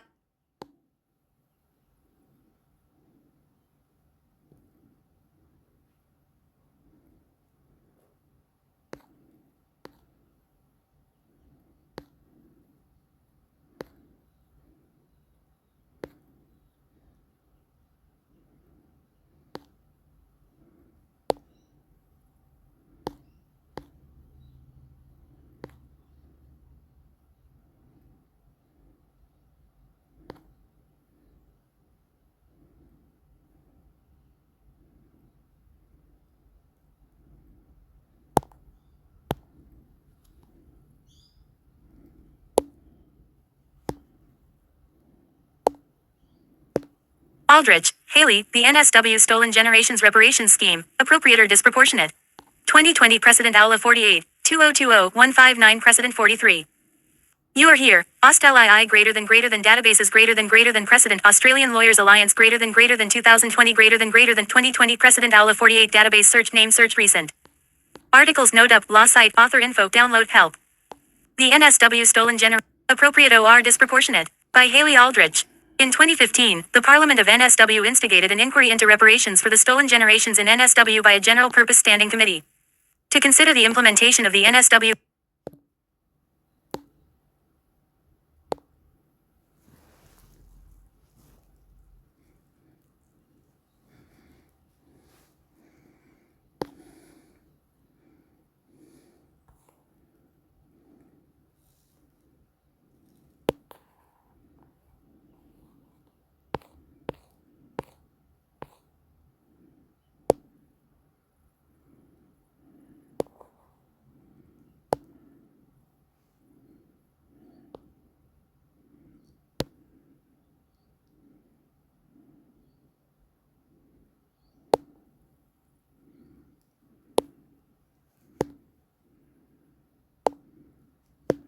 Genocide. Patrick Dodson condemns Australia's Aboriginal youth incarceration rates. Pat Dodson, The Guardian.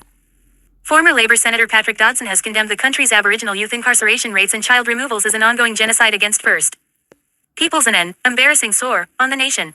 It's an assault on the Aboriginal people. I don't say that lightly, but if you want to eradicate a people from the landscape, you start taking them away. You start destroying the landscape of their cultural heritage, you attack their children or remove their children, Dodson said. This is a way to get rid of a people.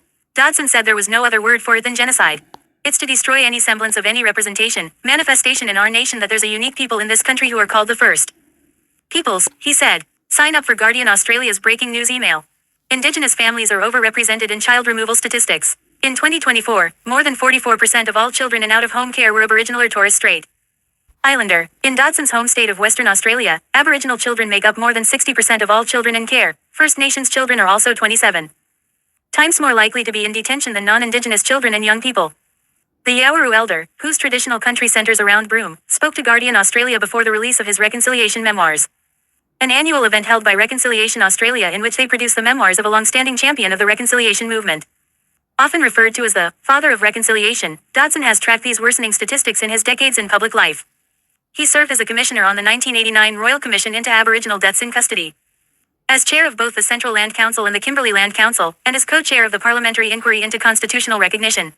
Before being nominated for the Senate in 2016, he retired from politics last year due to ill health, but has not given up the campaign, calling on Prime Minister Anthony Albanese to use his overwhelming victory in the federal election this month to press ahead with a national truth-telling commission and a treaty process, despite the failure of the voice referendum in 2023. Those three priorities, a voice to Parliament, national truth-telling, and a Makarrata Commission to oversee treaty-making, were outlined in the Uluru Statement from the Heart in 2017. Albanese has previously said he endorses the principles of truth-telling and treaty-making but stopped short of committing to establishing a commission. Dodson said now is the time to revisit the issue, and stressed that doing so would not undermine the referendum result.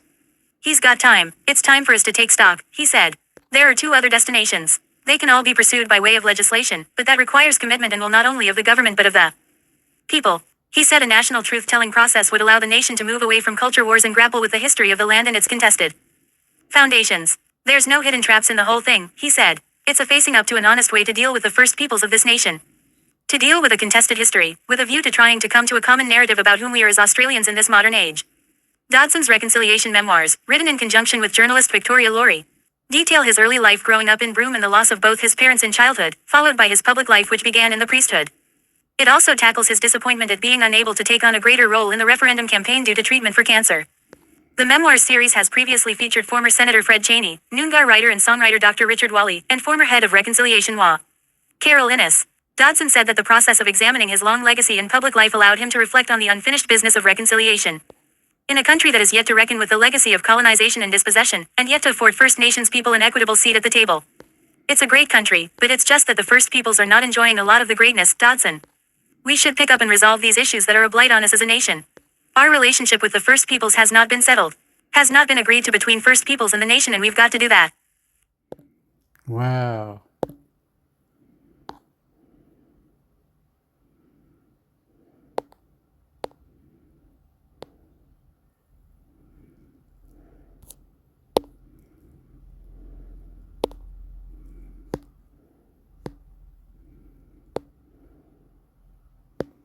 No one committed to Paris goals can seriously argue Woodside's LNG project should operate until 2070, Woodside, The Guardian. We don't know all the evidence that the new Environment Minister, Murray Watt, had before him when he decided to approve a 40-year life extension to one of Australia's biggest fossil fuel developments so that it could run until 2070. But we do know this. The decision largely turned on whether the Northwest Shelf liquefied natural gas (LNG) development on the Pilbara hub can coexist for decades into the future with an incredible collection of ancient Maruhuga rock art. Some of it nearly 50,000 years old and unlike anything else on the planet. And there is enough evidence in the public domain for people to have, at best, serious doubts. A summary of a rock art monitoring report compiled last year, but only released by the unwaveringly pro-gas Western Australian Labor government last Friday afternoon, acknowledged that emissions of nitrogen oxide and sulfur dioxide had damaged the rock types on which the art is etched. Get Guardian Australia Environment editor Adam Morton's Clear Air column as an email. But it said this was okay. It concluded that this problem peaked in the 1970s, a time when there was far less industrial activity in the region than today. There was no LNG export industry, and therefore not one of the world's largest LNG processing facilities. But there was a relatively small gas power plant. The WA government summary, backed by the Maruhuga Aboriginal Corporation, suggested this was likely the major cause of the problem, and that pollutant levels have declined over the past decade. The scientific report behind the summary was 800 pages long and it took some time for people to digest it. Once they had, concerns were raised. Benjamin Smith, an archaeology professor at the University of Western Australia, said data in the report suggested local acidic pollution was actually 4 times higher now than when Gough Whitlam and Malcolm Fraser were running the country. He claimed scientists who worked on the report were being gagged so they couldn't raise their concerns about how their data was being interpreted. Not long after, the ABC released details of an email complaint from Adrian Baddeley, the chief statistician who worked on the rock art monitoring, accusing WA government officials of removing some information from a graph in the summary, and adding a claim that current pollution levels are lower than the interim guideline levels. Baddeley said the 5 monitoring sites closest to industrial development were experiencing pollution levels above a guideline level, and claimed there was unacceptable interference in the scientific integrity of the project. The WA Premier, Roger Cook, told the ABC's Radio National that some scientists were engaging in a political frolic. We have to strip away the background noise and rely upon the reports to make good decisions on behalf of the people of Western Australia, he said. This came to light on Wednesday, shortly before Watt announced his decision. No one committed to meeting the goals of the Paris Climate Agreement can seriously argue it should be operating until 2070. Watt could have taken time to absorb this. There was nothing forcing him to rush into an announcement. Even Cook, an assertive backer of Woodside's plans, had said just hours earlier that the minister should move quickly but not make a hurried decision. Watt chose to move just as a significant cloud enshrouded a key piece of evidence. People will draw their own conclusions about whether it is a coincidence that the announcement came at a busy news time, when focus was on the reunited coalition and shortly before the Rugby League State of Origin series consumed the attention of millions of people in Queensland and New South Wales. But let's put it this way, if you wanted to avoid accusations of politically motivated cynicism, you wouldn't have dropped it on Wednesday afternoon. 2 things seem clear. The first is that the precautionary principle, long meant to be a guiding light in environmental decisions, is hard to see here. Whatever the weight of evidence about what amount of pollution is sustainable, and for what period, we know emissions have degraded the rock.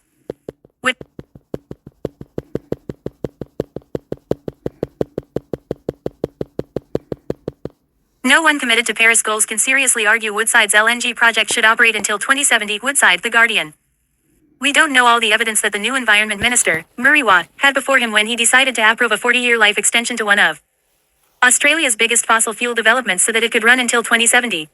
But we do know this. The decision largely turned on whether the Northwest Shelf liquefied natural gas (LNG) development on the Pilbara's Burrup hub can coexist for decades into the future with an incredible collection of ancient Maruhuga rock art, some of it nearly 50,000 years old and unlike anything else on the planet.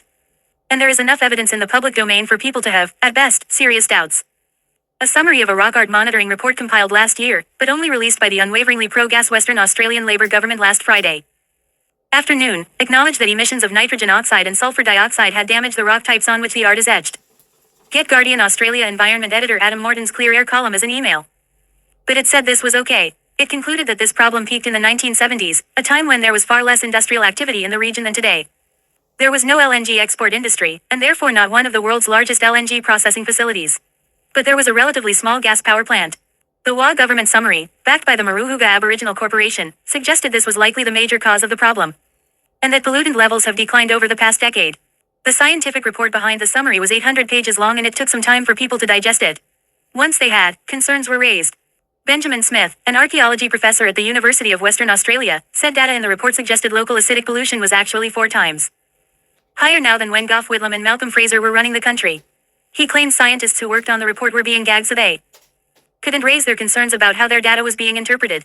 Not long after, the ABC released details of an email complaint from Adrian Baddeley, the chief statistician who worked on the rock art monitoring, accusing WA government officials of removing some information from a graph in the summary, and adding a claim that current pollution levels are lower than the interim guideline levels. Baddeley said the 5 monitoring sites closest to industrial development were experiencing pollution levels above a guideline level, and claimed there was unacceptable interference in the scientific integrity of the project. The WA Premier, Roger Cook, told the ABC's Radio National that some scientists were engaging in a political frolic. We have to strip away the background noise and rely upon the reports to make good decisions on behalf of the people of Western Australia, he said. This came to light on Wednesday, shortly before Watt announced his decision. No one committed to meeting the goals of the Paris Climate Agreement can seriously argue it should be operating until 2070. Watt could have taken time to absorb this. There was nothing forcing him to rush into an announcement. Even Cook, an assertive backer of Woodside's plans, had said just hours earlier that the minister should move quickly but not make a hurried decision. Watt chose to move just as a significant cloud enshrouded a key piece of evidence.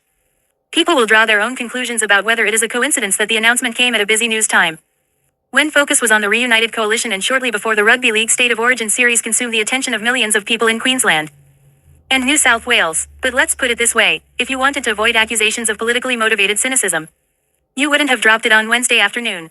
Two things seem clear. The first is that the precautionary principle, long meant to be a guiding light in environmental decisions, is hard to see here. Whatever the weight of evidence about what amount of pollution is sustainable, and for what period, we know emissions have degraded the rock. We are gambling with a place of extraordinary cultural heritage for the sake of short-term interests. A draft decision by UNESCO revealed on Wednesday that industrial activity makes a World Heritage listing for the Maruhuga cultural landscape unlikely only. Underlines that point. The second is that it will almost certainly face legal challenges. Raylene Cooper, a Martathuner, a woman and former chair of the Maruhuga Aboriginal Corporation, flagged this in a blunt media statement that told the government she would see them in court. These issues would be enough to raise concerns about the decision, but there is also the not insignificant issue of the huge greenhouse gas emissions that will result.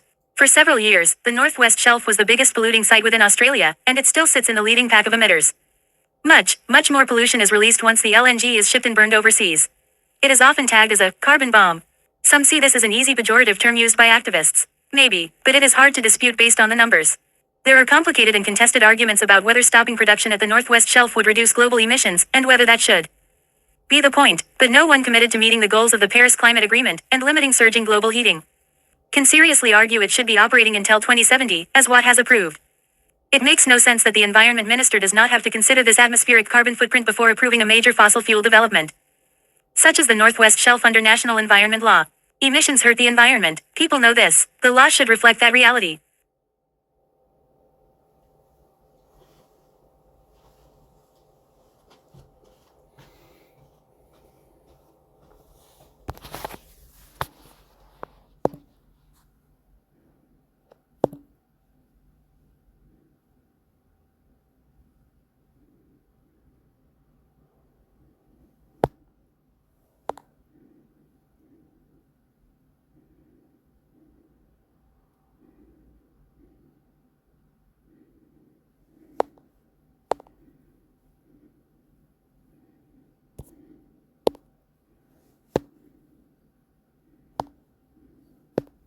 Yuendumu plunged into grief, again, as young Aboriginal man dies in police custody in NT Indigenous Australians The Guardian.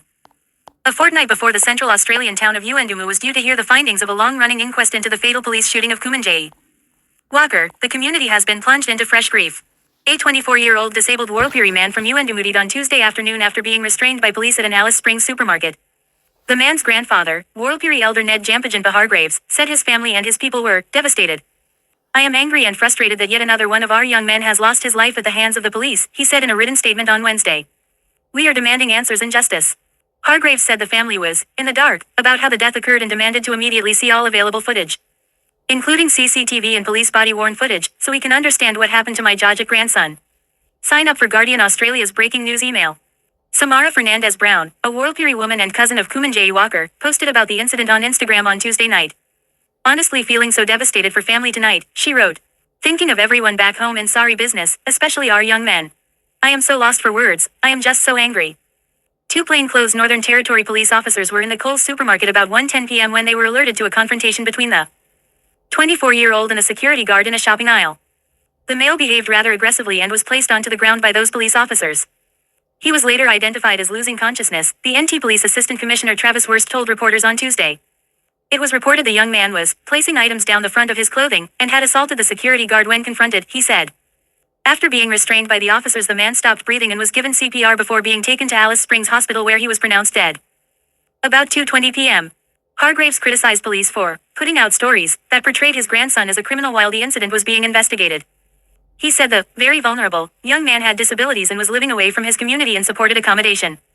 Debbie Kilroy, a criminal solicitor who runs a national network advocating for incarcerated women, had not long touched down in Alice Springs for a visit to the women's prison when she saw police cars parked outside Coles.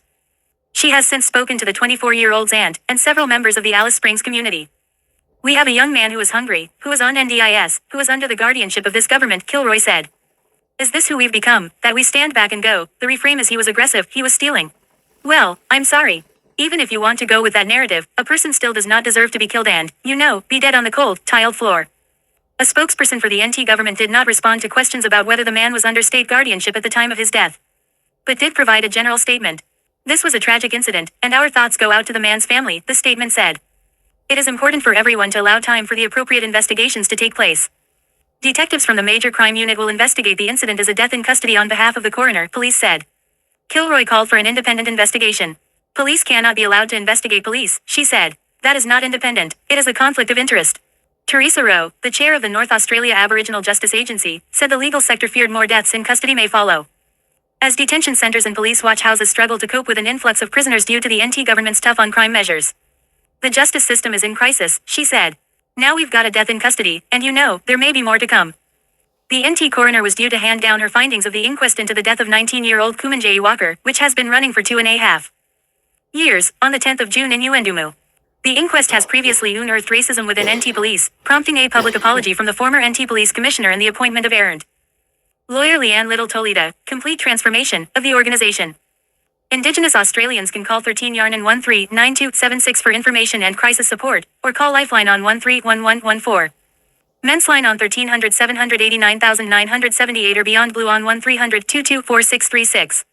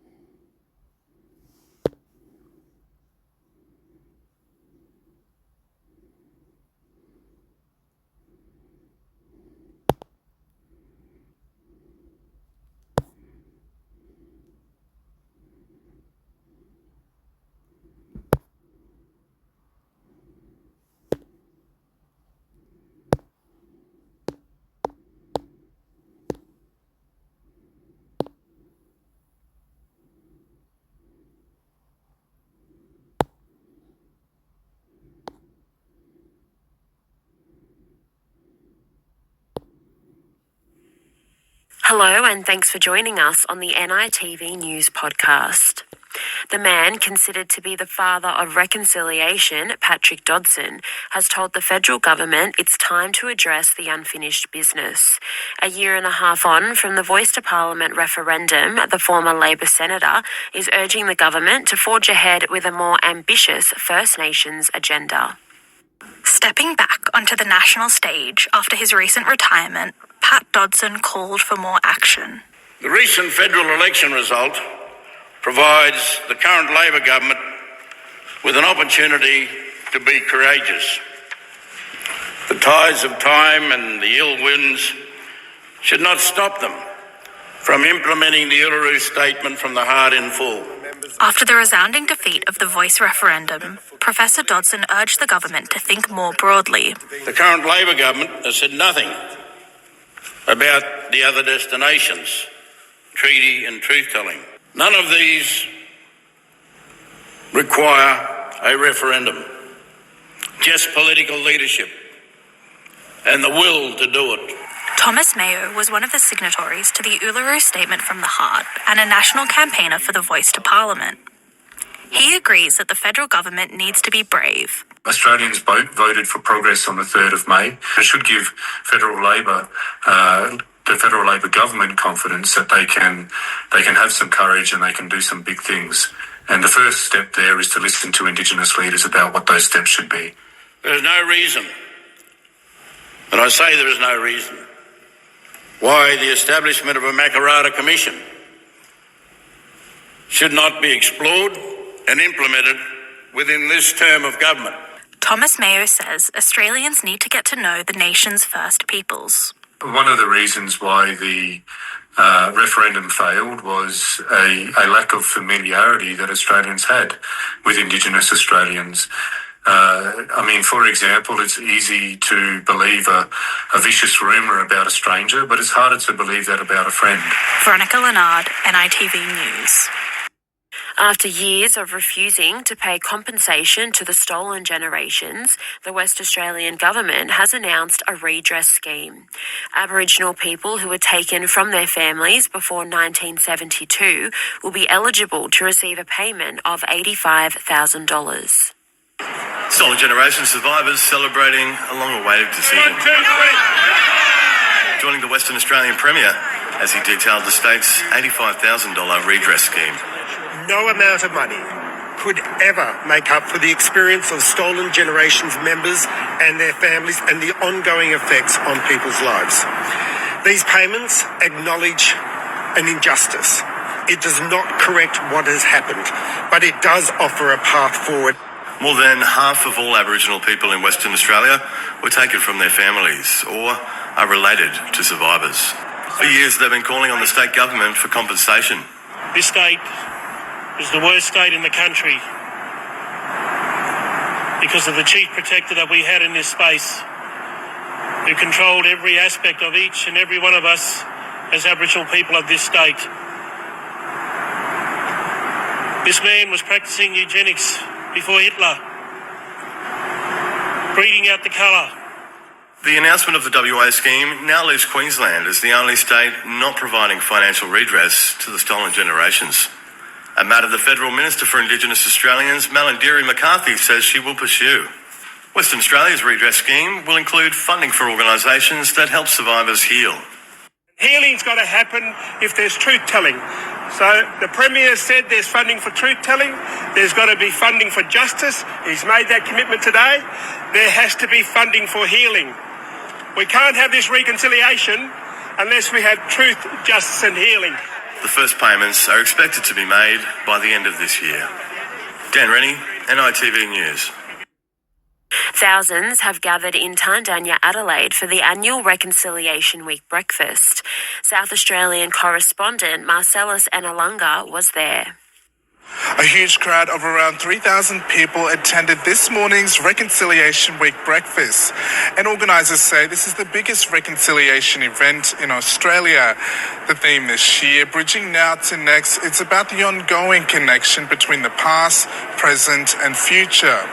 The guests were welcomed with a smoking ceremony to the Adelaide Convention Centre.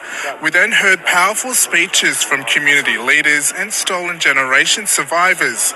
Truth-telling and treaty and healing aspects have been put on hold, I believe. But they will come around. They always do. The pendulum swings. This was a chance for young and old to share the stage with performances by the Inala dancers, Spinifex Gum and the Iwiri Choir singing in the Pidindara language. The audience also reflecting on what reconciliation means to them and what needs to be done moving forward. I'm so pleased that we've been able to bring people together for an experience that helps us all to see the hope and the future and a way forward. For me, I think it means acknowledging our past histories, coming together in genuine reconciliation. The next generation's here, and we're here, and we are privileged to, be standing and walking side by side the elders. A spectacular way to begin Reconciliation Week here in South Australia, uniting people from all walks of life. Marcella Sinalunga and ITV News. In Rugby League, Blues coach Laurie Daly will return to the State of Origin arena when New South Wales take on Queensland in Game 1 of the series tonight. The proud Wiradjuri man guided the Blues through their final training session at Lang Park yesterday morning. Daly previously coached New South Wales for 5... Stop it there. They're doing a lot, yes. They're doing a lot. They are very nice, very creative, very, I don't know the name.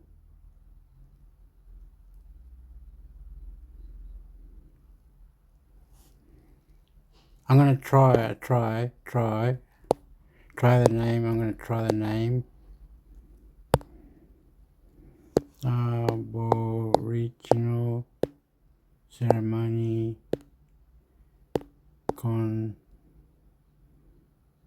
coordinator.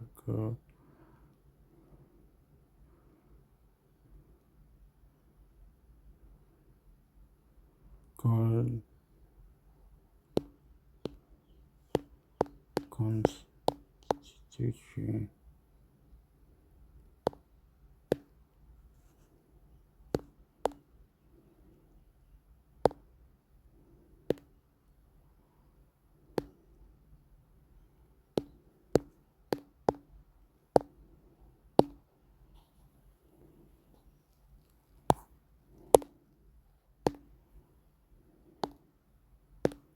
Aboriginal Ceremony Constitutional Australia Aboriginal. Google search. In Australia, Aboriginal ceremonies like corroborees are traditional gatherings that involve dance, music, storytelling, and body painting to transmit cultural knowledge and spiritual beliefs. The Australian Constitution has also undergone changes to include Aboriginal and Torres Strait Islander people, including a 1967 referendum that ensured they were counted in the population and the Commonwealth could make laws for them. Aboriginal ceremonies and rituals. Corroborees. These ceremonies are often held at night around a fire, with participants painting their bodies with ochre and wearing ceremonial attire. They are used for various purposes, including initiation ceremonies, dreamtime storytelling, community gatherings, healing, and mourning. Welcome to Country. This is a ceremony performed by a local Aboriginal person of significance to acknowledge and give consent to events taking place on their traditional lands. Showing respect and protocol. Dreamtime. This is the Aboriginal understanding of creation and ancestral stories, often shared through storytelling and art. UNSW Sydney. https://www.indigenous.uns.edu.au. Acknowledgement of Country and Welcome to Country. A Welcome to Country is a ceremony performed by a local Aboriginal person of significance, usually an elder, to acknowledge and give consent to events taking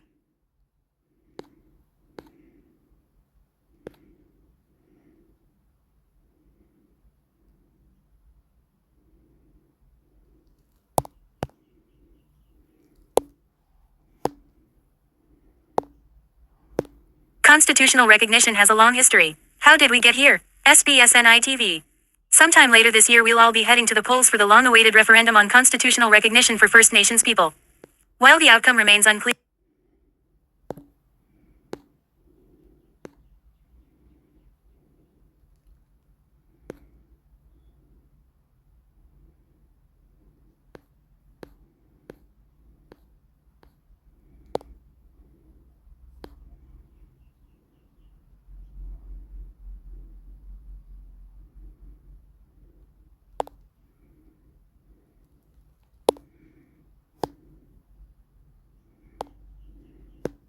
Celebrating Indigenous Cultures, Closing the Gap.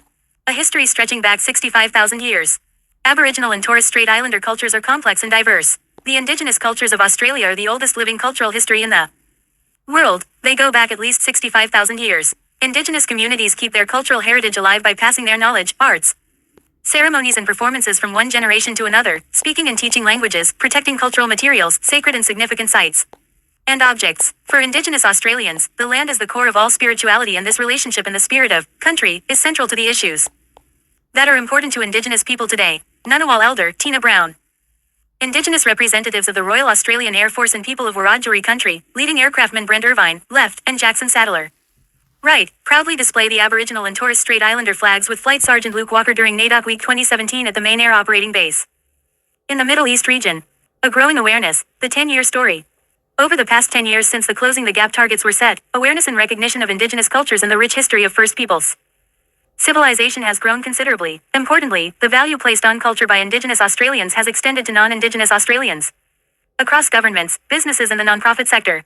As respect for and appreciation of Aboriginal and Torres Strait Islander people and their cultures have deepened, practices that acknowledge Indigenous cultures have become far more a part of everyday life. Good practice has become far more common practice, the acknowledgement of traditional owners and welcome to country ceremonies at the start of functions and the flying of Aboriginal and Torres Strait Islander flags outside buildings such as council chambers. Appreciation and use of Indigenous languages among non-Indigenous Australians have also grown over the past 10 years, and in 2015, the Aboriginal Languages and Torres Strait Islander Languages Framework was added to the Australian curriculum to support the teaching and learning of the languages Indigenous to this country. Reconciliation action plans are an important start for Australian organisations, corporate, non-government and government, to increasingly demonstrate their commitment to reconciliation and recognition of Aboriginal and Torres Strait Islander people.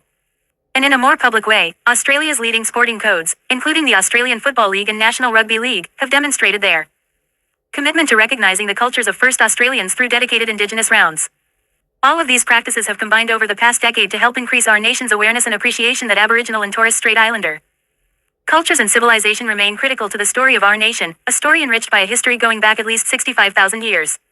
Governments and Australia's wider society have heard the call from First Peoples to invest more heavily in the preservation, maintenance and revitalization of Indigenous cultures. An example of this has been the government's $10 million commitment in 2017 to protect, preserve and celebrate Indigenous languages. This amount was in addition to the ongoing funds of around $20 million already provided annually through the Indigenous Languages and Arts ILA program. The new measure supports community-led initiatives that help revive, maintain and nurture Aboriginal and Torres Strait Islander languages. Government will consult with stakeholders over the life of the measure, including sector peak bodies, Indigenous language centres and communities, and advisory bodies such as the Indigenous Advisory Council.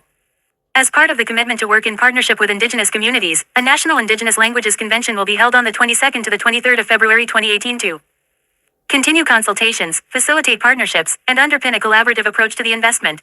Discussions will address how digital innovation can enhance opportunities for language protection, preservation, and celebration. How those working in the community can come together to revive and maintain languages with government and others, such as thought leaders, to inform policy direction, and how to bring community languages workers together with industry stakeholders to explore opportunities for innovation and potential partnerships. Indigenous interpreter services are critical to ensuring Aboriginal and Torres Strait Islander Australians are effectively engaged with and have equal access to government services and opportunities. The government committed $6.96 million in 2016-17 and $5.17 million in 2017-18 to improve access to Indigenous interpreting services and to support an ongoing supply of a well-trained workforce through training and accreditation of Indigenous interpreters in the Northern Territory, South Australia, Western Australia and Queensland. It is important to respect, recognise and invest in Aboriginal and Torres Strait Islander people's cultures. Aboriginal and Torres Strait Islander people have told us repeatedly that it is central to their lives, and identified culture as a key factor in improving and maintaining well-being. It shapes Indigenous identity, linking people to their community and country, and importantly is a contributing factor to health and well-being. The Australian government is working towards a nation where the status of Aboriginal and Torres Strait Islander people as First Peoples is recognised and respected, and the many dynamic aspects of Indigenous cultures are preserved, celebrated and embraced for the benefit of all. Australia is continuing along a journey to recognise Aboriginal and Torres Strait Islander people in Australia's founding document, the Constitution. Achieving constitutional recognition remains a shared commitment between the Australian government and Aboriginal and Torres Strait Islander people. Building an understanding of Aboriginal and Torres Strait Islander cultures within the broader population is crucial to Indigenous people's health, social, economic and emotional well-being, and the overall unity and pride of our nation. The Prime Minister speaking in Ngunnawal language is just one of many ways in which the government is demonstrating its respect for Indigenous languages and cultures on a national platform. The government is supporting Indigenous culture in a variety of ways, from National Aborigines and Islanders Day Observance Committee NAIDOC Week grants, to investing in the preservation of Indigenous languages and nurturing of Indigenous art. The government is also providing support for Indigenous rangers who work to improve environmental outcomes on country. Indigenous rangers are able to combine the traditional knowledge of Aboriginal and Torres Strait Islander people with modern science to protect and manage their land, sea and culture. Supporting Indigenous cultures through the Australian government's $5 billion Indigenous Advancement Strategy and other initiatives. The government is investing significantly in Indigenous cultures and language in recognition of the central role of culture in the lives of First Australians. Each year, Aboriginal and Torres Strait achievement and culture is celebrated through the National NAIDOC Awards ceremony. The government supports communities throughout Australia to hold NAIDOC Week celebrations through a local grant round. In 2017, more than $1.4 million in grants supported more than 550 local and regional NAIDOC Week events. The 2017 NAIDOC Week theme, Our Languages Matter, saw a nationwide focus on the importance of the preservation and practices of Aboriginal and Torres Strait Islander languages. The 2018 NAIDOC Week theme, Because of Her, We Can, will celebrate the vital role Indigenous women have played, and continue to play, in Australian society. In 2017, the nation also celebrated several highly significant anniversaries: the 20th anniversary of the Bringing Them Home Airport, the 50th anniversary of 1967 referendum and the 25th anniversary of the historic Mabo decision.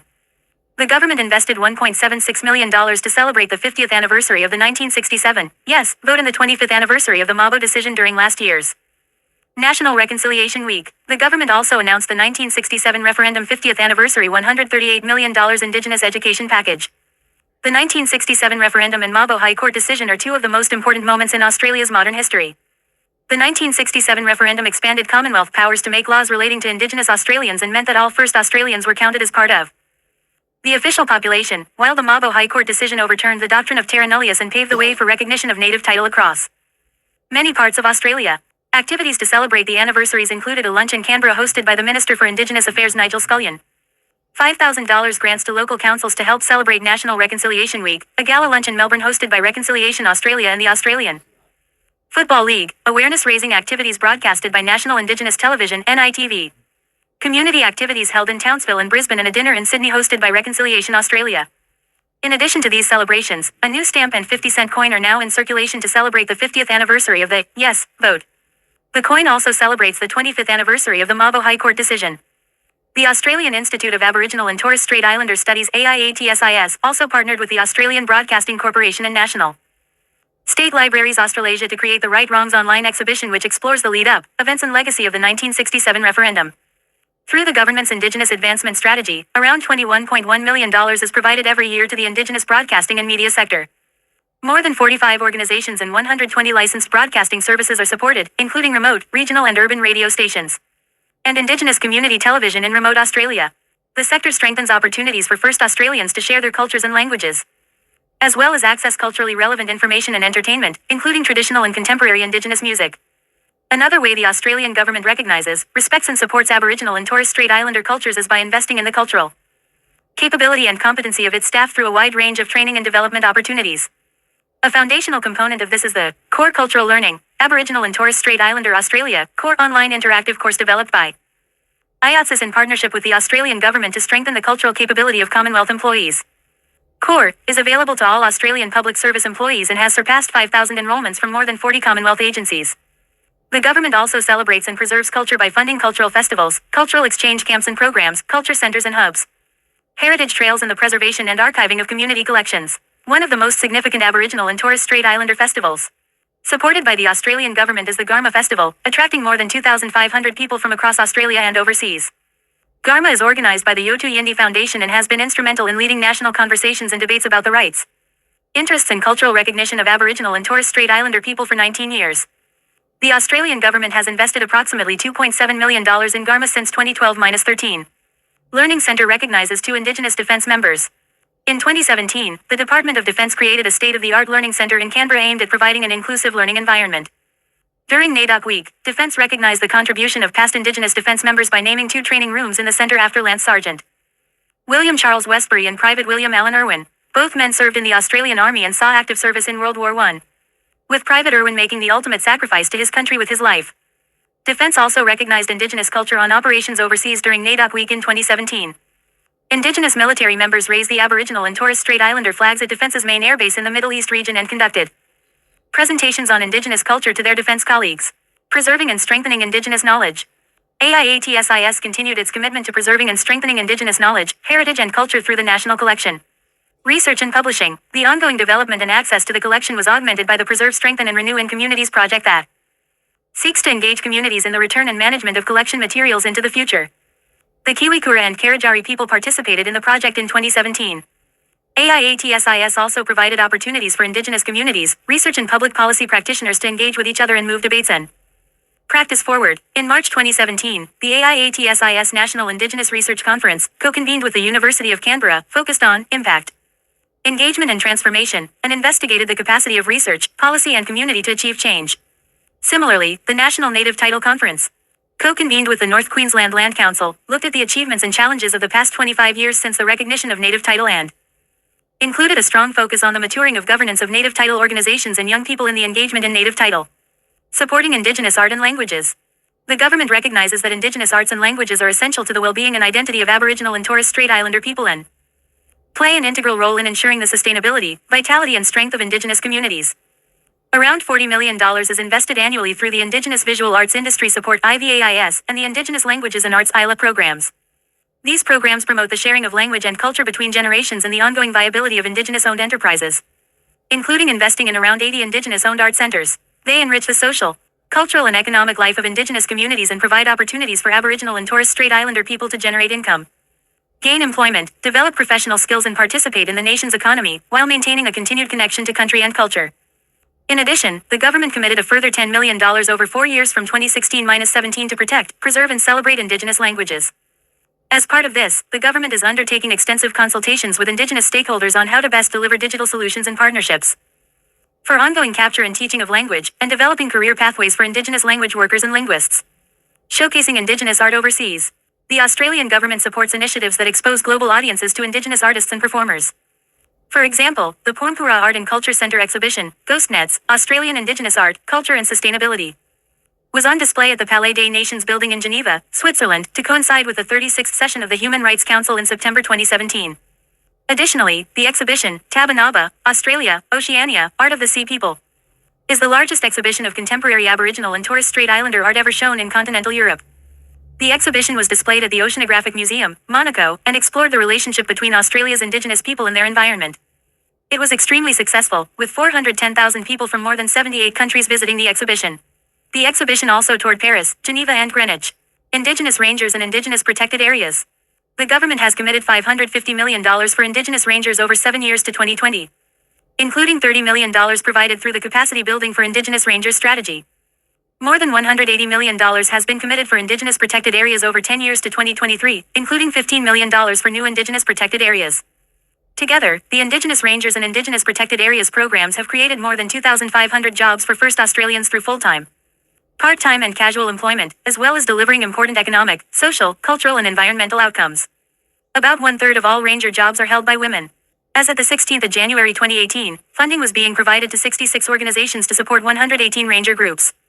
The government's Indigenous Protected Areas and Indigenous Rangers programs empower Aboriginal and Torres Strait Islander people to manage their country in accordance with their priorities and to develop and strengthen their governance and management capacity. The programs also provide nationally accredited training and career pathways for Indigenous rangers in land and sea management. Through these programs, the government helps to safeguard and promote the rights of future generations to enjoy and use their land in accordance with cultural obligations while providing a catalyst for economic development and employment opportunities into the future. Australian Institute of Marine Science. In 2016, the Australian Institute of Marine Science AIMS developed and adopted an Aboriginal and Torres Strait Islander engagement strategy in close consultation with a number of Indigenous people and groups with an interest in sea country management. The strategy builds on strong historical partnerships and relationships that AIMS has had with traditional owners, and provides a strategic corporate approach to Indigenous engagement. The Aboriginals and Torres Strait Islanders in Marine Science program provides Indigenous secondary students in North Queensland with opportunities to explore career options in marine science. Since the program was established by Dr. Joseph Pollock in 2013, 199 students have participated in the immersive hands-on curriculum which blends traditional ecological knowledge with Western science. Students experience life as an Indigenous ranger alongside rangers from Gurungan and Gujuda. They also experience life as a marine scientist alongside researchers from AIMS and James Cook University. Constitutional recognition. The Australian government is committed to recognising Aboriginal and Torres Strait Islander people in Australia's founding document, our Constitution. Constitutional recognition would acknowledge our shared history and the value we place on our country's Aboriginal and Torres Strait Islander heritage. To facilitate progress towards constitutional recognition, Prime Minister Malcolm Turnbull and the leader of the opposition Bill Shorten jointly appointed a referendum council in December 2015 to advise them on next steps towards a successful referendum. The referendum council delivered its final report to the Prime Minister and the leader of the opposition on the 30th of June 2017. It recommended amending the constitution to enshrine a First Nations representative body to provide a voice to the Australian Parliament, and a legislative declaration of recognition to acknowledge our Indigenous, multicultural and British heritage. The Australian government thoroughly considered the referendum council's recommendations. Although the government remains committed to constitutional change, and to ensuring that Aboriginal and Torres Strait Islander people are properly involved in decision-making over their own affairs, it does not support a constitutional amendment to enshrine an Indigenous representative body that would inevitably be seen as a third chamber of Parliament. Constitutional change in Australia requires a high threshold of support, a majority of people in the majority of states, at a referendum and no controversial proposal has succeeded at a referendum since 1946. Only 8 of 44 referendums have succeeded, the last in 1977. The government believes this proposal would not gain this level of support, and that a failed referendum would be a huge setback in Australia's reconciliation journey. The government remains committed to recognising Aboriginal and Torres Strait Islander people in the Australian Constitution. On the 26th of October 2017, the Prime Minister wrote to the Leader of the Opposition proposing the establishment of a joint select committee to consider the recommendations of all of the existing bodies of work developed by the expert panel on recognising Aboriginal and Torres Strait Islander peoples in the Constitution 2012, the Joint Select Committee on Recognition of Aboriginal and Torres Strait Islander Peoples 2015, and the Referendum Council 2017. Local solutions. Mungo Man returned to country. Mungo Man returns to country. Photo courtesy of the National Museum of Australia. Find out more about Mungo Man return to country. More local solutions are available on the resources page.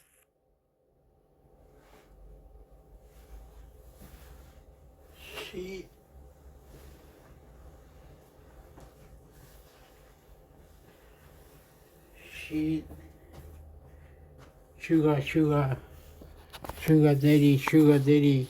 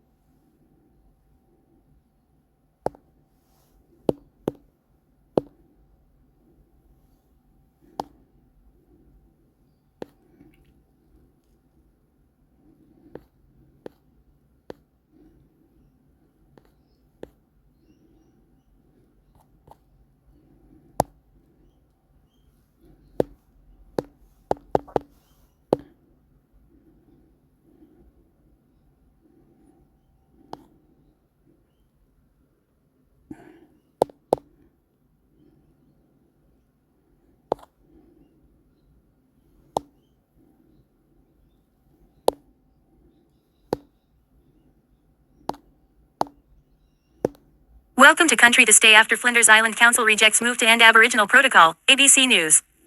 Flinders Island councillors have rejected a motion to cease welcome to country and acknowledgement of country at events the council is involved in. Councillor Gary Blenkhorn put forward the motion at the Tasmanian Council's meeting on Wednesday, but it failed to get a seconder. Around 50 people, including many from Tasmanian Aboriginal communities, were present when the motion was put to the council. All those present were against the motion. In his councillor's report for putting forward the motion, CR Blenkhorn said there had been an increase in discontent throughout Australia regarding the use of welcome to country and acknowledgement of country at public events. The use of welcome to country and acknowledgement of country is seen as divisive, unnecessary and not contributing to reconciliation between Indigenous Australians and others, CR Blenkhorn wrote. I believe the two protocols have served their purpose and it is now time to move on. The motion was not discussed by council before the meeting and the community had not been consulted. CR Blenkhorn has previously told the ABC he'd been approached by well over 100 people on the topic and, for that reason, presented the motion. Speaking at the meeting after the motion lapsed, Flinders Island Deputy Mayor Vanessa Grace said she was dismayed to read the motion. While CR Blenkhorn says he is representing up to 100 people's views and he's brought them all forward, such a significant change should have been brought to council for a workshop, discussion and collaborations with the community and the key stakeholders. The Aboriginal communities, such a significant change should have been brought to council for a workshop, discussion and collaborations with the community and the key stakeholders. The Aboriginal communities, she said. This has caused much angst and division. Damage has been done, Mayor says. Denise Gardner, who represents the Cape Barren Island Aboriginal Association and Aboriginal people on Truana, Cape Barren Island, was one of many in the public gallery who cheered and clapped after the motion stalled. We were quite elated but not surprised at the outcome, Ms. Gardner said. We had half a dozen people fly over from Truana Island to attend and had people on Skype watching the proceedings. She said many had been flabbergasted. The motion was being put forward, especially during National Reconciliation Week. It's just amazing that it would be a motion at what is quite a sensitive time for people when we're all trying to go forward, she said. It shouldn't have even been put on the table. Flinders Council have done a lot of work with communities on Flinders and Truana, Cape Barren to get work together. Get on with business and work together on common causes and for the best part that has been happening. We move forward on that. Flinders Island Mayor Rachel Summers said it was a good move of councillors to not second the motion. Councillors spoke out in support of our community rather than the motion, so it was really good to see that, CR Summers said. But she said the motion had caused damage. Unfortunately, damage has been done out of this and I really hope council can work with our Aboriginal community. With the organizations that represent those communities and find a way to walk forward together. CR Blenkhorn has been contacted for comment.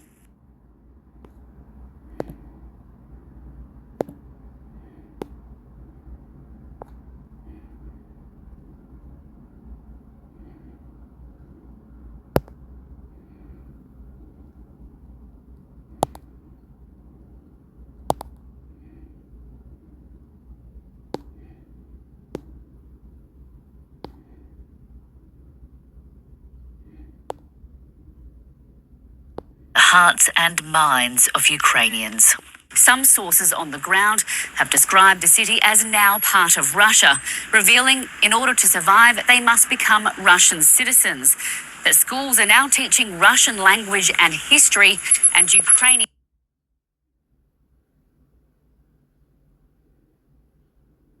I'm out of it. Oh, goodbye. On God, on the God, on the God. Jesus Christ. Okay, I'm into me sector. I've done lots.